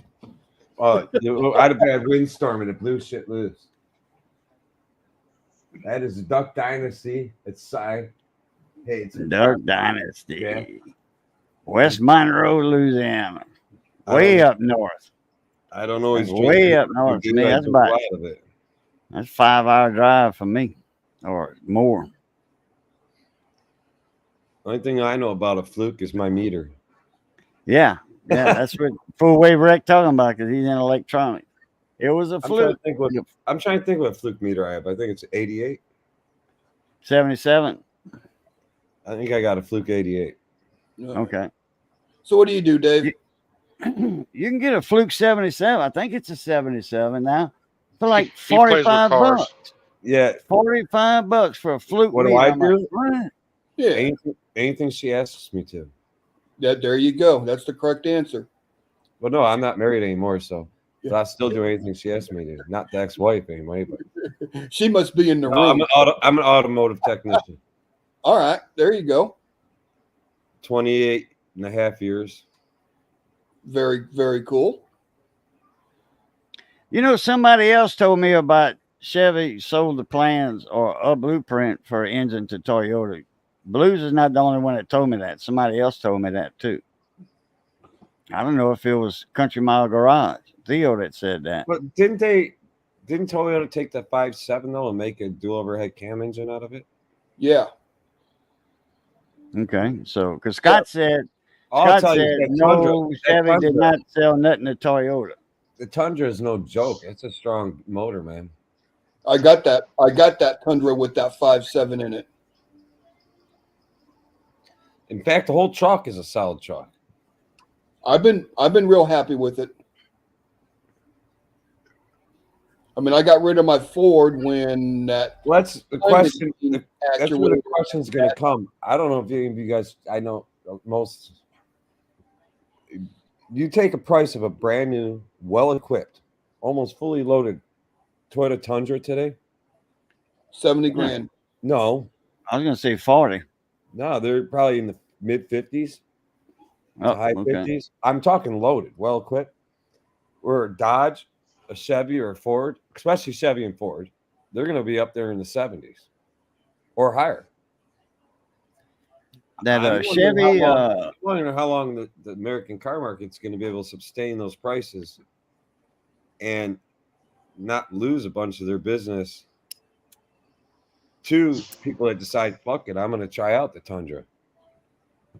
What's the heavy duty Chevy now? That's got the diesel engine in it. Chevy came out in the last couple of years. The Duramax? Duramax. Buddy of mine got one. He got it for $47,500. Fully loaded. It was a $70,000 truck. He went to the dealer with cash. All right. And got it for $47,500. We were talking, me and Matt 83 and Big Flip Coins. We were talking about that truck. And it was like, man, that's a $65,000 truck. Big Flip said more like 70. And you know who Big Flip Coins is, Eric? Yeah. Well, Scott Keller just threw out. Well, they were down here. They were at my house for that weekend. Scott Keller just threw out $52,000 for a loaded Toyota Tundra double cab 8-foot bed. You can't touch that with the American car. Yeah, I mean, Toyota makes a good product, and Honda. You know? I don't know anything about the Toyota buying plans from GM thing. I just know the Toyota has a 5.7. It's a dual overhead cam. Diabolical 58. What's up? It's a solid-ass engine. I don't know the history behind it. I don't know if that General Motors, they sold off anything or didn't sell off anything. I don't know if Toyota copied anything. We went over there to the band house. I was looking at that truck, and the band was playing the practice that Friday. And man, Big Flip's sister-in-law and wife, man, you couldn't pull them out of that band house. Man, they were having a blast watching the band play. Anyway, I asked Urus, what you paid for that truck, if you don't mind? He said, well, it was a $70,000 truck. When I sold my place, or I collected my insurance from this hurricane, and his wife had died, and I don't know if he sold his 18-wheeler or not. I don't know if he sold. I think he might have sold his 18-wheeler. So he had a big chunk of cash, huge. I mean, he had, $300,000-$400,000 in his pocket, and well, not in his pocket, but he had it available. So he went and said, and it was a friend of his, and he got that truck for $47,500. Duramax, 4-wheel drive, diesel, fully loaded, leather seats, all that. He was like, I don't think I'm gonna like these leather seats. They get hot. Okay. I'm going to stand corrected. Just looked it up. Yeah, GM has nothing to do with Toyota's engine. Yeah, because the Chevy is a 350 5.7 liter. The Right. Toyota is technically a 345 5.66 liter, but they call it the 5.7. Didn't they call it a 5.6 at one time, or am I thinking about a Nissan Titan? That might have been the Titan. So I stand corrected. I was gonna say I wish Honda made a truck, but they do. I forgot about the Honda Ridgeline. Oh God, what a piece of junk that thing was. It didn't even look like a truck. Well, it was. It looked like it was a Honda Odyssey. They cut and redesigned the body on it. Oh my God, yeah, some of these dealers, man, I don't know what they're thinking when they're designing these things. It's like it's a truck. No, it's a hatchback without the back windows. But Eric, you're not the only one that told me about GM selling plans or giving Toyota the rights to an engine. You're not the first one to tell me that. I heard it from my friend, and they might have gave him the rights to announce they have a 5.7 liter. I mean, I don't know if you have to announce engine sizes, because you ever notice that Ford, GM, and Chrysler typically don't ever. Well, that's bullshit too.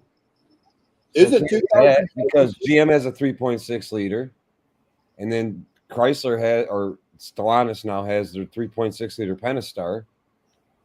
So I guess there's no issue about having the same sized engine. Size engine, yeah. Yeah, because Ford had the 426. The only dealers I know that General Motors had. Chevy had a 427. Ford had a 426 and 427, if I'm not mistaken, something like that. And I think Chevy had the 426 or something. There's one of them that each one of them had. The only thing I know about GM doing with Toyota was they had a relationship when it came to the Geo Prism, which was then called the Chevy. First it was a Geo, and then it called the Chevy. Was it a Prism still, or Geo Prism? Geo Prism. Did it also become a Chevy Prism? Nope. I don't think so. That was a Toyota Corolla. That was a Toyota Corolla. And then you had the Pontiac Vibe. That was a Toyota Matrix. The Geo was sold by a Chevy, but it was a Chevy. But you also had a Chevy. I'm trying to remember what it was. You had a Chevy something that was a Toyota Corolla.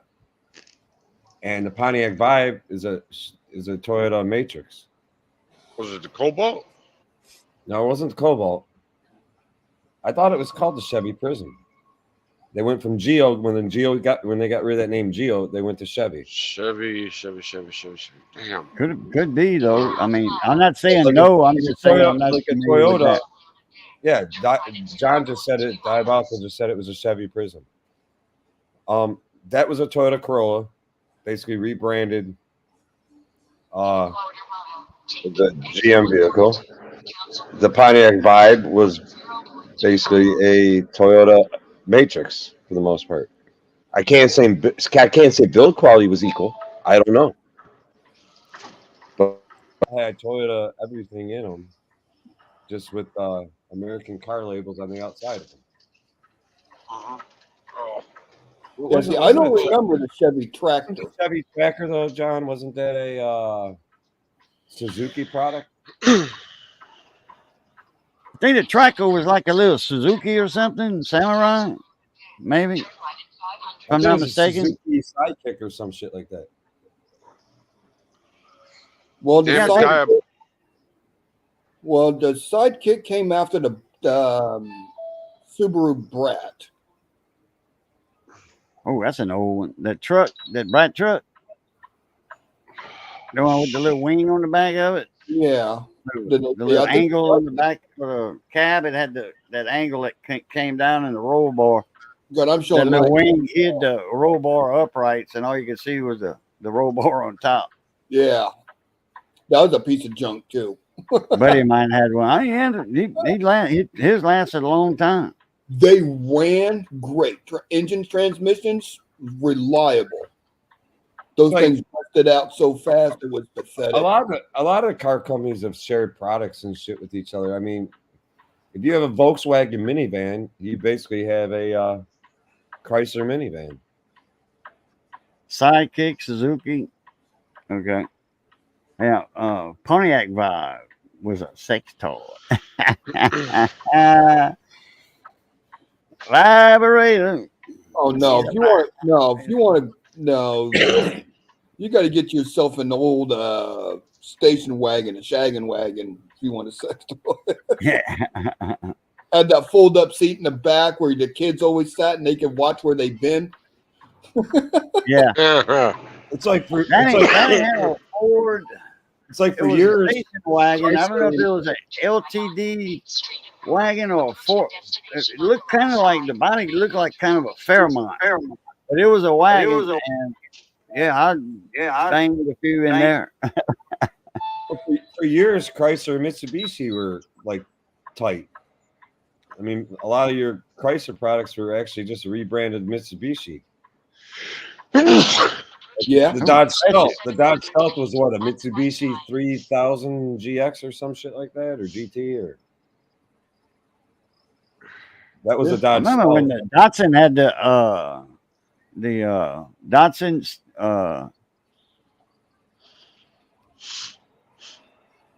crap. Who made that? I remember it. Who made the Eagle? Who made the what? Pontiac. The Eagle. Pontiac. It looked like the Inspector Gadget mobile. No, the Eagle was made by American Motors originally, and then Chrysler took it over. Oh, AMC, yeah. They kind of look like the Pacer and the Gremlin. Yeah, I always called it the Inspector Gadget mobile because that's what it looks like. Okay. I see one of those on the road every once in a great while. I'll see one driving down the highway, and I'm like, man. I want to say my Datsun was a B. Well, it had to be GX B250 GX sports style. Had a fastback on it on that Datsun car. Okay, yeah, the Datsun cars. The Datsun had the B2000. No, it wasn't 2000. B2000 B200 250 BX 2000 BX B. It was a GX and sports style. And it had racing mags on it, disc mags on it, and wide tires. Now, who? Okay. Early 80s. I want to say 82 or 83. The Cadillac Eldorado 468. It was an Eldorado LTD was wagon. the car that everybody was embarrassed to own. Yeah. I don't know. Eldorado, they were popular down in the South. Well, the big thing with the 468, because I don't know where they got this technology back in the 80s, but the thing was all computerized programmed. If you're going down the highway it would actually drop down and run on 4 cylinders for gas savings. Back then? Yeah. Really? And if I you're like remember mine had a Chevy truck that did that. and if you're like Midtown, it would run on 6 cylinders. And if you were in stop and go, it would run on 8 cylinders. They weren't very popular. But it was B210. It was a B210 GX sports style that I had. Datsun B210 GX. That's what I had. And that was a good looking little car, a 4-cylinder, good size 4-cylinder there. Man, I beat a bunch of my buddies with their 4-cylinder cars. Now, this one guy, I lost in a race to him. He had a front wheel drive. So I said, well, next time I race you, I'm gonna race you. I'm gonna be in reverse, because he was actually in reverse with that front wheel drive, and you could always have more power in reverse, than forward. That little front wheel drive car beat me. It wasn't good, and I knew how to drive. I knew how to race a car, and he beat me, not knowing how to race. That was the first time he ever raced a car. But that little front wheel drive is what did it. And he had a smaller engine than I had. Not by much, but it was smaller. Was it the A 80? Yugo. The Yugo. That's the first car that blew off the Mackinac Bridge. Scott, Mr. Briggs said that was the most embarrassing car in the 80s. No, that car was a screamer, man. Don't you remember Rodney King? He took the cops on a 140-mile-an-hour race down the expressway. They were chasing him in a car that had a max speed of like 68 miles an hour. And they said that they were chasing him at like 112 miles an hour or some shit like that. And then they proceeded to beat the living fuck out of him. And then proceeded to probably lose their jobs and cause one of the largest lawsuits and then a riot in the United States. But look at that little bitty Dodge Ram. Look how cute that little thing is. That's that 81 Bighorn that Dodge will not admit that they ever built. Totally different than a Dodge Ram nowadays. Huh? There's a lot of things Chrysler should never admit they built. Boom, boom, boom, boom, boom, boom, boom, boom, boom. Power Stroke Jude coming in with a $2 super chat. I'll never pick on a Chrysler, Daimler Chrysler, Stellantis Chrysler, Fiat Chrysler, whatever they want to change to call themselves. I'll never pick on them simply because they're very profitable for me. I've yet to see a product that they make that is solid as a rock. Yeah. Hey, all cars break. All cars break. Anybody says that's bullshit, my Honda don't break, go to a Honda dealership. There's all kinds of broken cars in the Honda dealership. I mean, all cars fail. All parts fail. But I've never seen anything fail as much as a Chrysler product. I don't know. I mean, that Ford EcoBoost with that timing chain problem. What timing chain problem? Oh, the Ford F-150s with that EcoBoost on them, the turbos and the twin turbos. Yeah, what about the timing chain? It's not the timing chain. The timing chain, the actuator was going bad on them. Oh, actuator or cam sensor? Yeah. You're talking about the actual gear on the freaking cam. Yeah. Because I had the gear would come off, break. The biggest problem I got with those things is a lot of those, especially if customers do not care for them like it's gold. I mean, like I've seen the turbos start dumping oil into the exhaust because the turbos are shot prematurely. I mean, when I say prematurely, I'm talking under 100,000 miles. I mean, you know what it costs to replace the turbos on the damn things? Those things are probably like $900 to $1,200 each. The vehicle believe it. The vehicle has two, and that's just the part. It's not including the labor. The vehicle has two. Well, if one went and took a shit, most likely the other one ain't far behind. A Volvo diesel, 6-cylinder, Volvo diesel turbo, $1,800. And this was back in 2000. Yeah, because the wastegate on my turbo was starting to go bad. There's a lot of bad cars out there. Like, what Just- is it? Was just it? At one point, I'm trying to think of it. I should know this shit right off the top of my head. Just had the little clink to it, but that timing chain actuator, the timing chain system, and those that finally went, and I ended up scrapping the truck because it would to get the engine fixed was more than the truck was worth. What is it? What's a newer Ford? Not newer. They could be. We could be going back years now. What was the EcoBoost on the like Ford Escapes, Transits, and all that?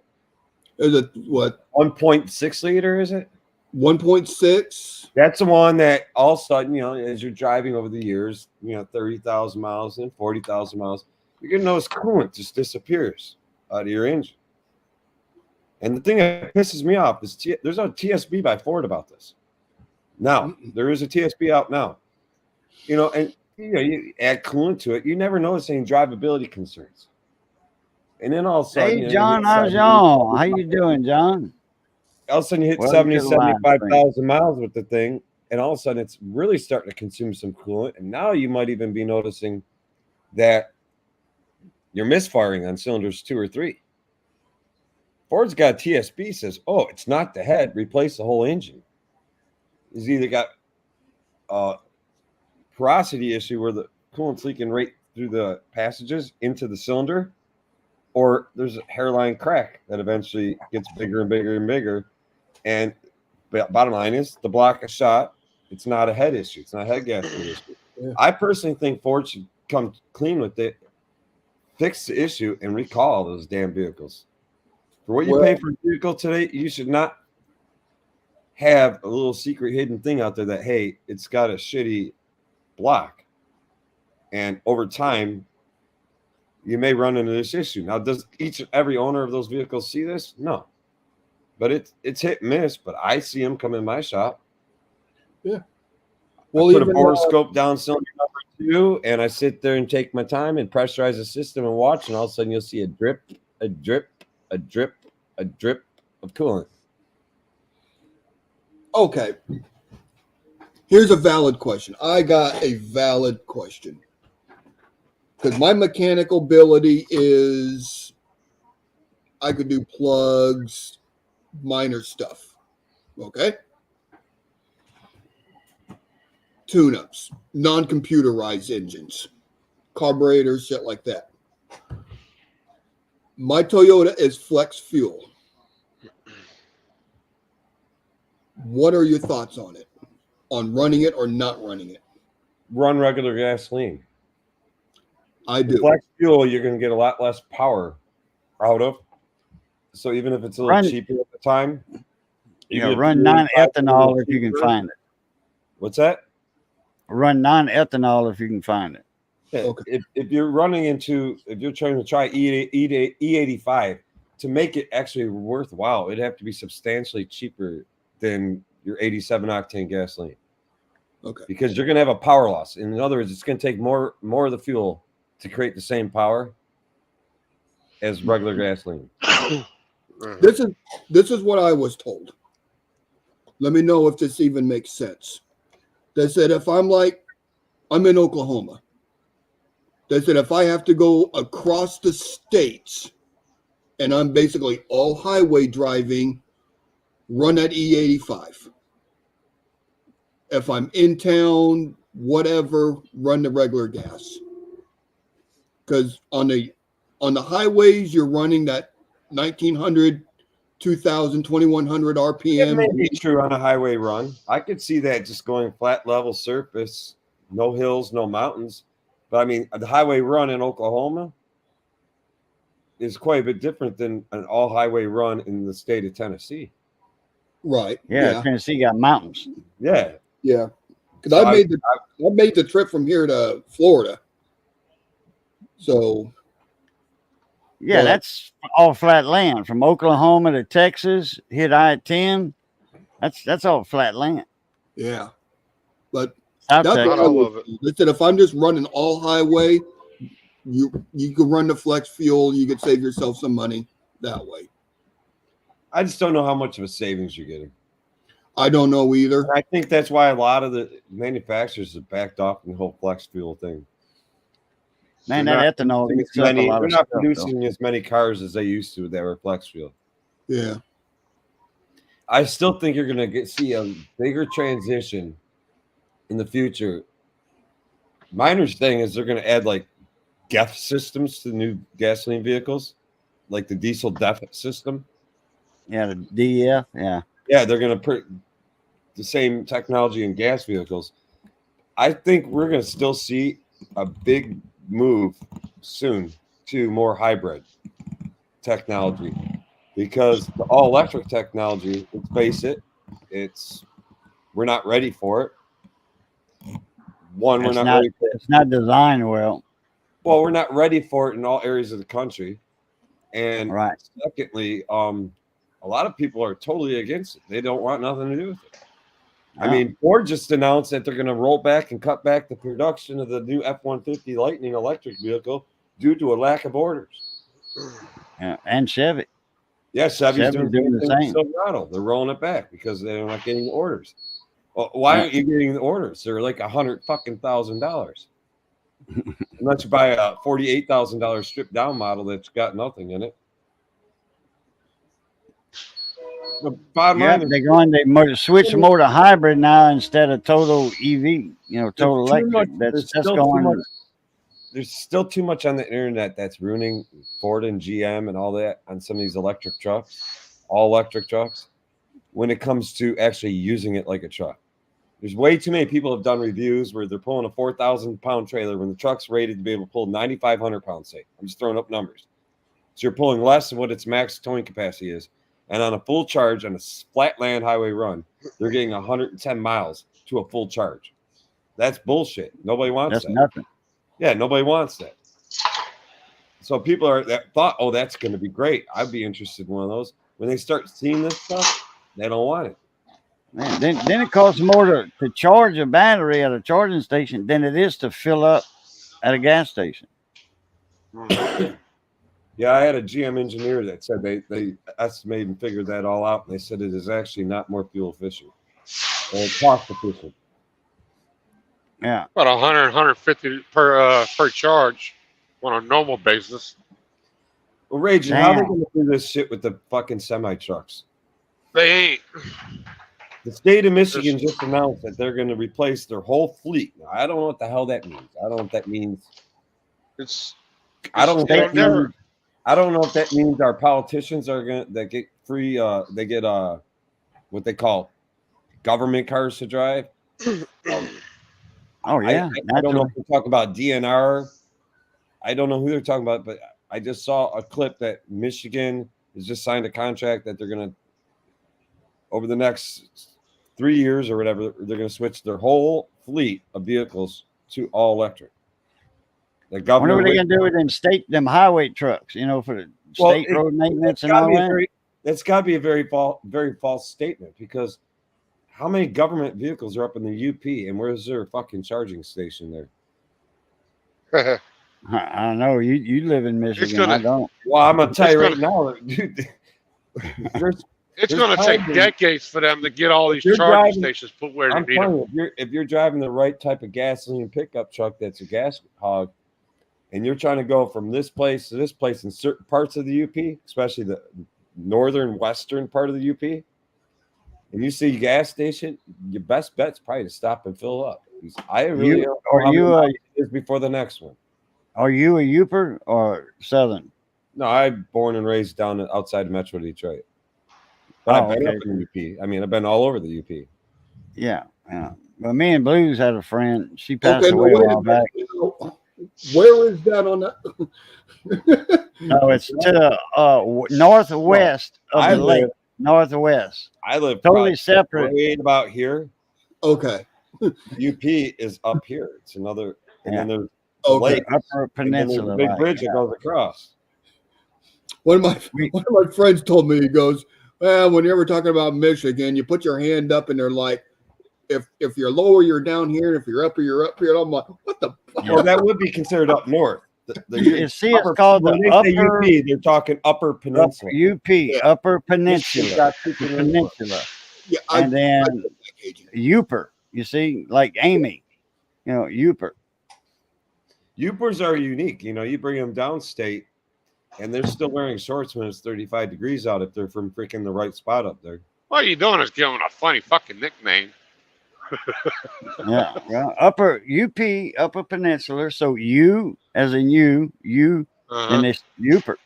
So if you walk outside your door and you get in your car and you take your ass over to Walmart, I'm just going to say Walmart, not that I go to Walmart, but everybody in the country knows who Walmart is. But we have other stores. Wally like World.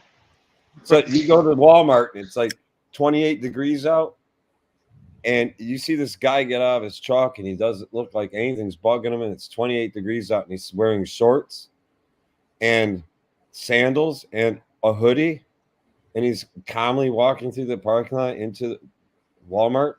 He's most likely a Uper.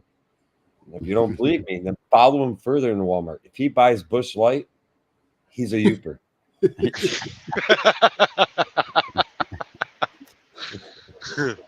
Damn. Amy spelled the name of her channel was Uper Girl, and she spelled it Yooper Girl, Uper Girl. And then when she moved to Texas, it was misplaced Uper Girl.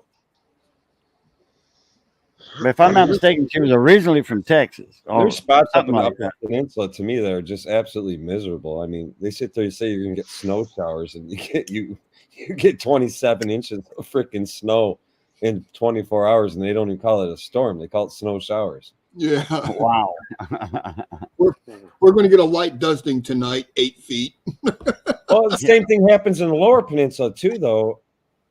Ragin, I think, would have some experience with this because I think they actually resided in the area along Lake Michigan at one time. If you're across Kalamazoo, yeah, you're across that Lake Michigan band all the way from Kalamazoo all the way up to Traverse City, Petoskey, and north of that. If you're so many miles, I mean, you can literally be from coastline and then drive east. And when you get those lake effect snows coming across, you can actually see it be heavy, lower, less, and less. But you live there, you could have snow. You could sit there and be brushing snow off your car on a daily basis throughout the right time of the year in the winter. Every time you're going somewhere. I mean, you just go get dinner somewhere. You kind of come out and brush off 3-4 inches of snow off your car. Then you go stop at Home Depot. You're in there for 10 minutes. Now you got another half inch on your car.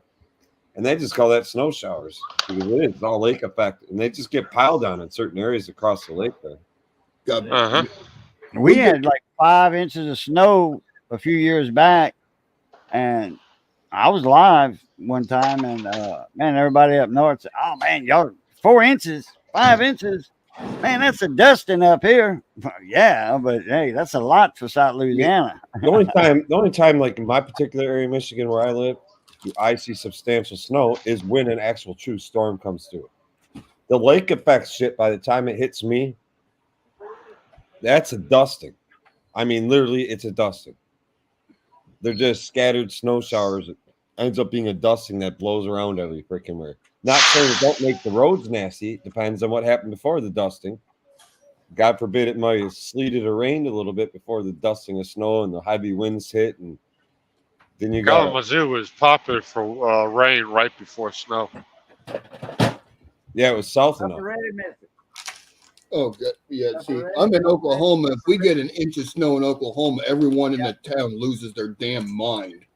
Dude, I was driving home. There's not a loaf of bread or a gallon of milk to be found for hundreds of miles. I was driving home. I can't remember how many years ago it was. Probably about 6, 7, 8 years ago. Probably about 8 years ago. I was driving home from Florida. 5-minute warning. Middle of winter, and all of a sudden, the stupid storm starts hitting, and it more or less was ice storm / sleet, rain, bullshit like that. Oh my god, dude! I got stuck in Atlanta for 5 fucking hours. 5 hours. Those people could not drive on that shit if you paid them.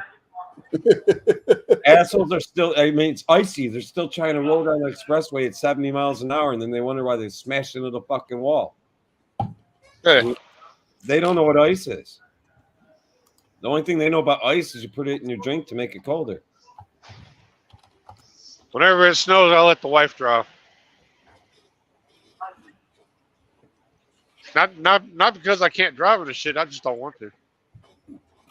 Yeah. She's got more experience in it with it, anyways. But she's from Michigan, born and raised. You're Well, on Kalamazoo, right? you gotta slow the hell down. That's one of the biggest issues. She don't. Diabolical says, I'm in Edmond. I know where Edmond's at. I It's am like in Oklahoma City right 40 now. minutes north of me. Yeah. I spent some time in Oklahoma. I was in Tulsa, Oklahoma for a year. Where? Tulsa, Oklahoma. Okay. Peanut butter and crackers. 44. I was there for Oh. about a year. Fort Sill. Where's the jelly, Blue? Huh? Where's the jelly? Nope. No jelly? No jelly on peanut butter and crackers? That's the cheapest snack you could ever make, but you got to make it. You got to put a little. Yeah, I effort. know. You actually got to make each one. I used to love that, man. Put about 2 dozen crackers on a plate. And I'm Peanut sorry, butter. I'm not trying to be jelly. rude eating in front of y'all, but I got hungry. Yeah, I'm getting hungry. I am hungry. Missy said supper's ready. She made shrimp stew. Yeah.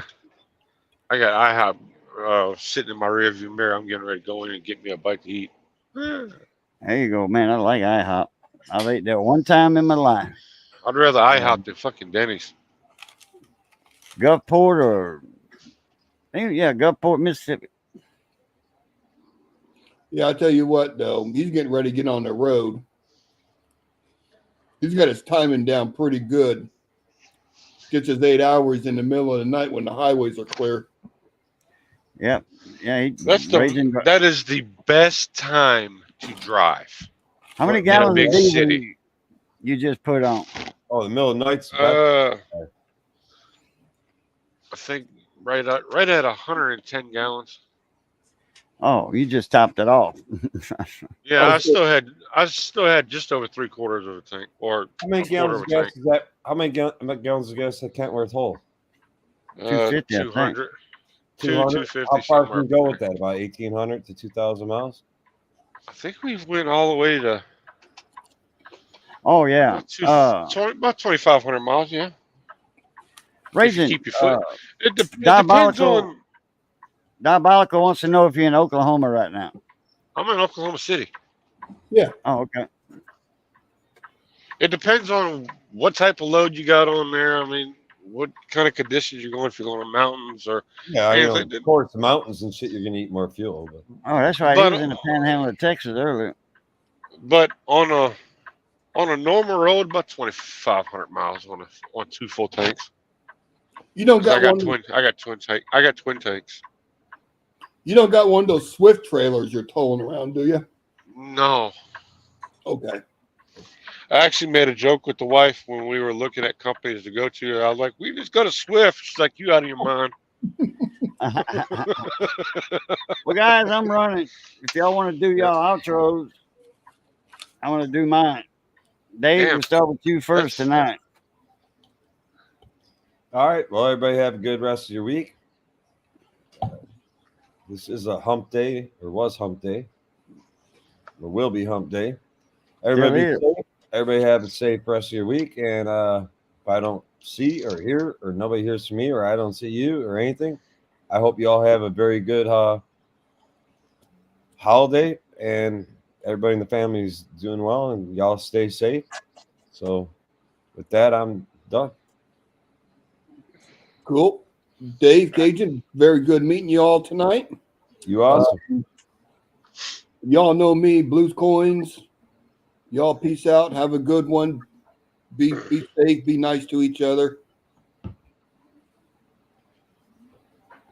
Mama said, "Nice guys never win." Raisin. Well, All right, that's my problem right there. Loser. All right, Boudreaux. Thanks for the link. It's been a good one tonight. Everybody in chat, y'all stay safe up there. Remember, holiday season's coming up. Rapidly approaching what, week and a half? Something like that. Christmas will, Don't forget to give out your mailing address now, Raging, so you get your presents from everybody. hell no. But Raging's got his wish list on Amazon. Check it out. He expects everybody to fulfill it. a little bit of edible underwear will secure it. God. I got to Until the comment. thing- I got to it's comment on that, but I got to keep this family oriented.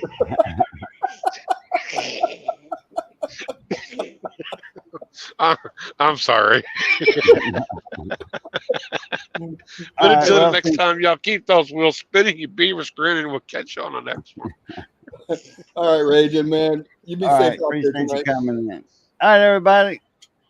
Good seeing y'all again. Appreciate everybody in the panel coming in tonight. Appreciate the super chats to everybody tonight. And yet, like Raging said, y'all be safe too. But you know that's part of mine. So y'all know the routine is good being north of the grass. Y'all stay safe. Be that way.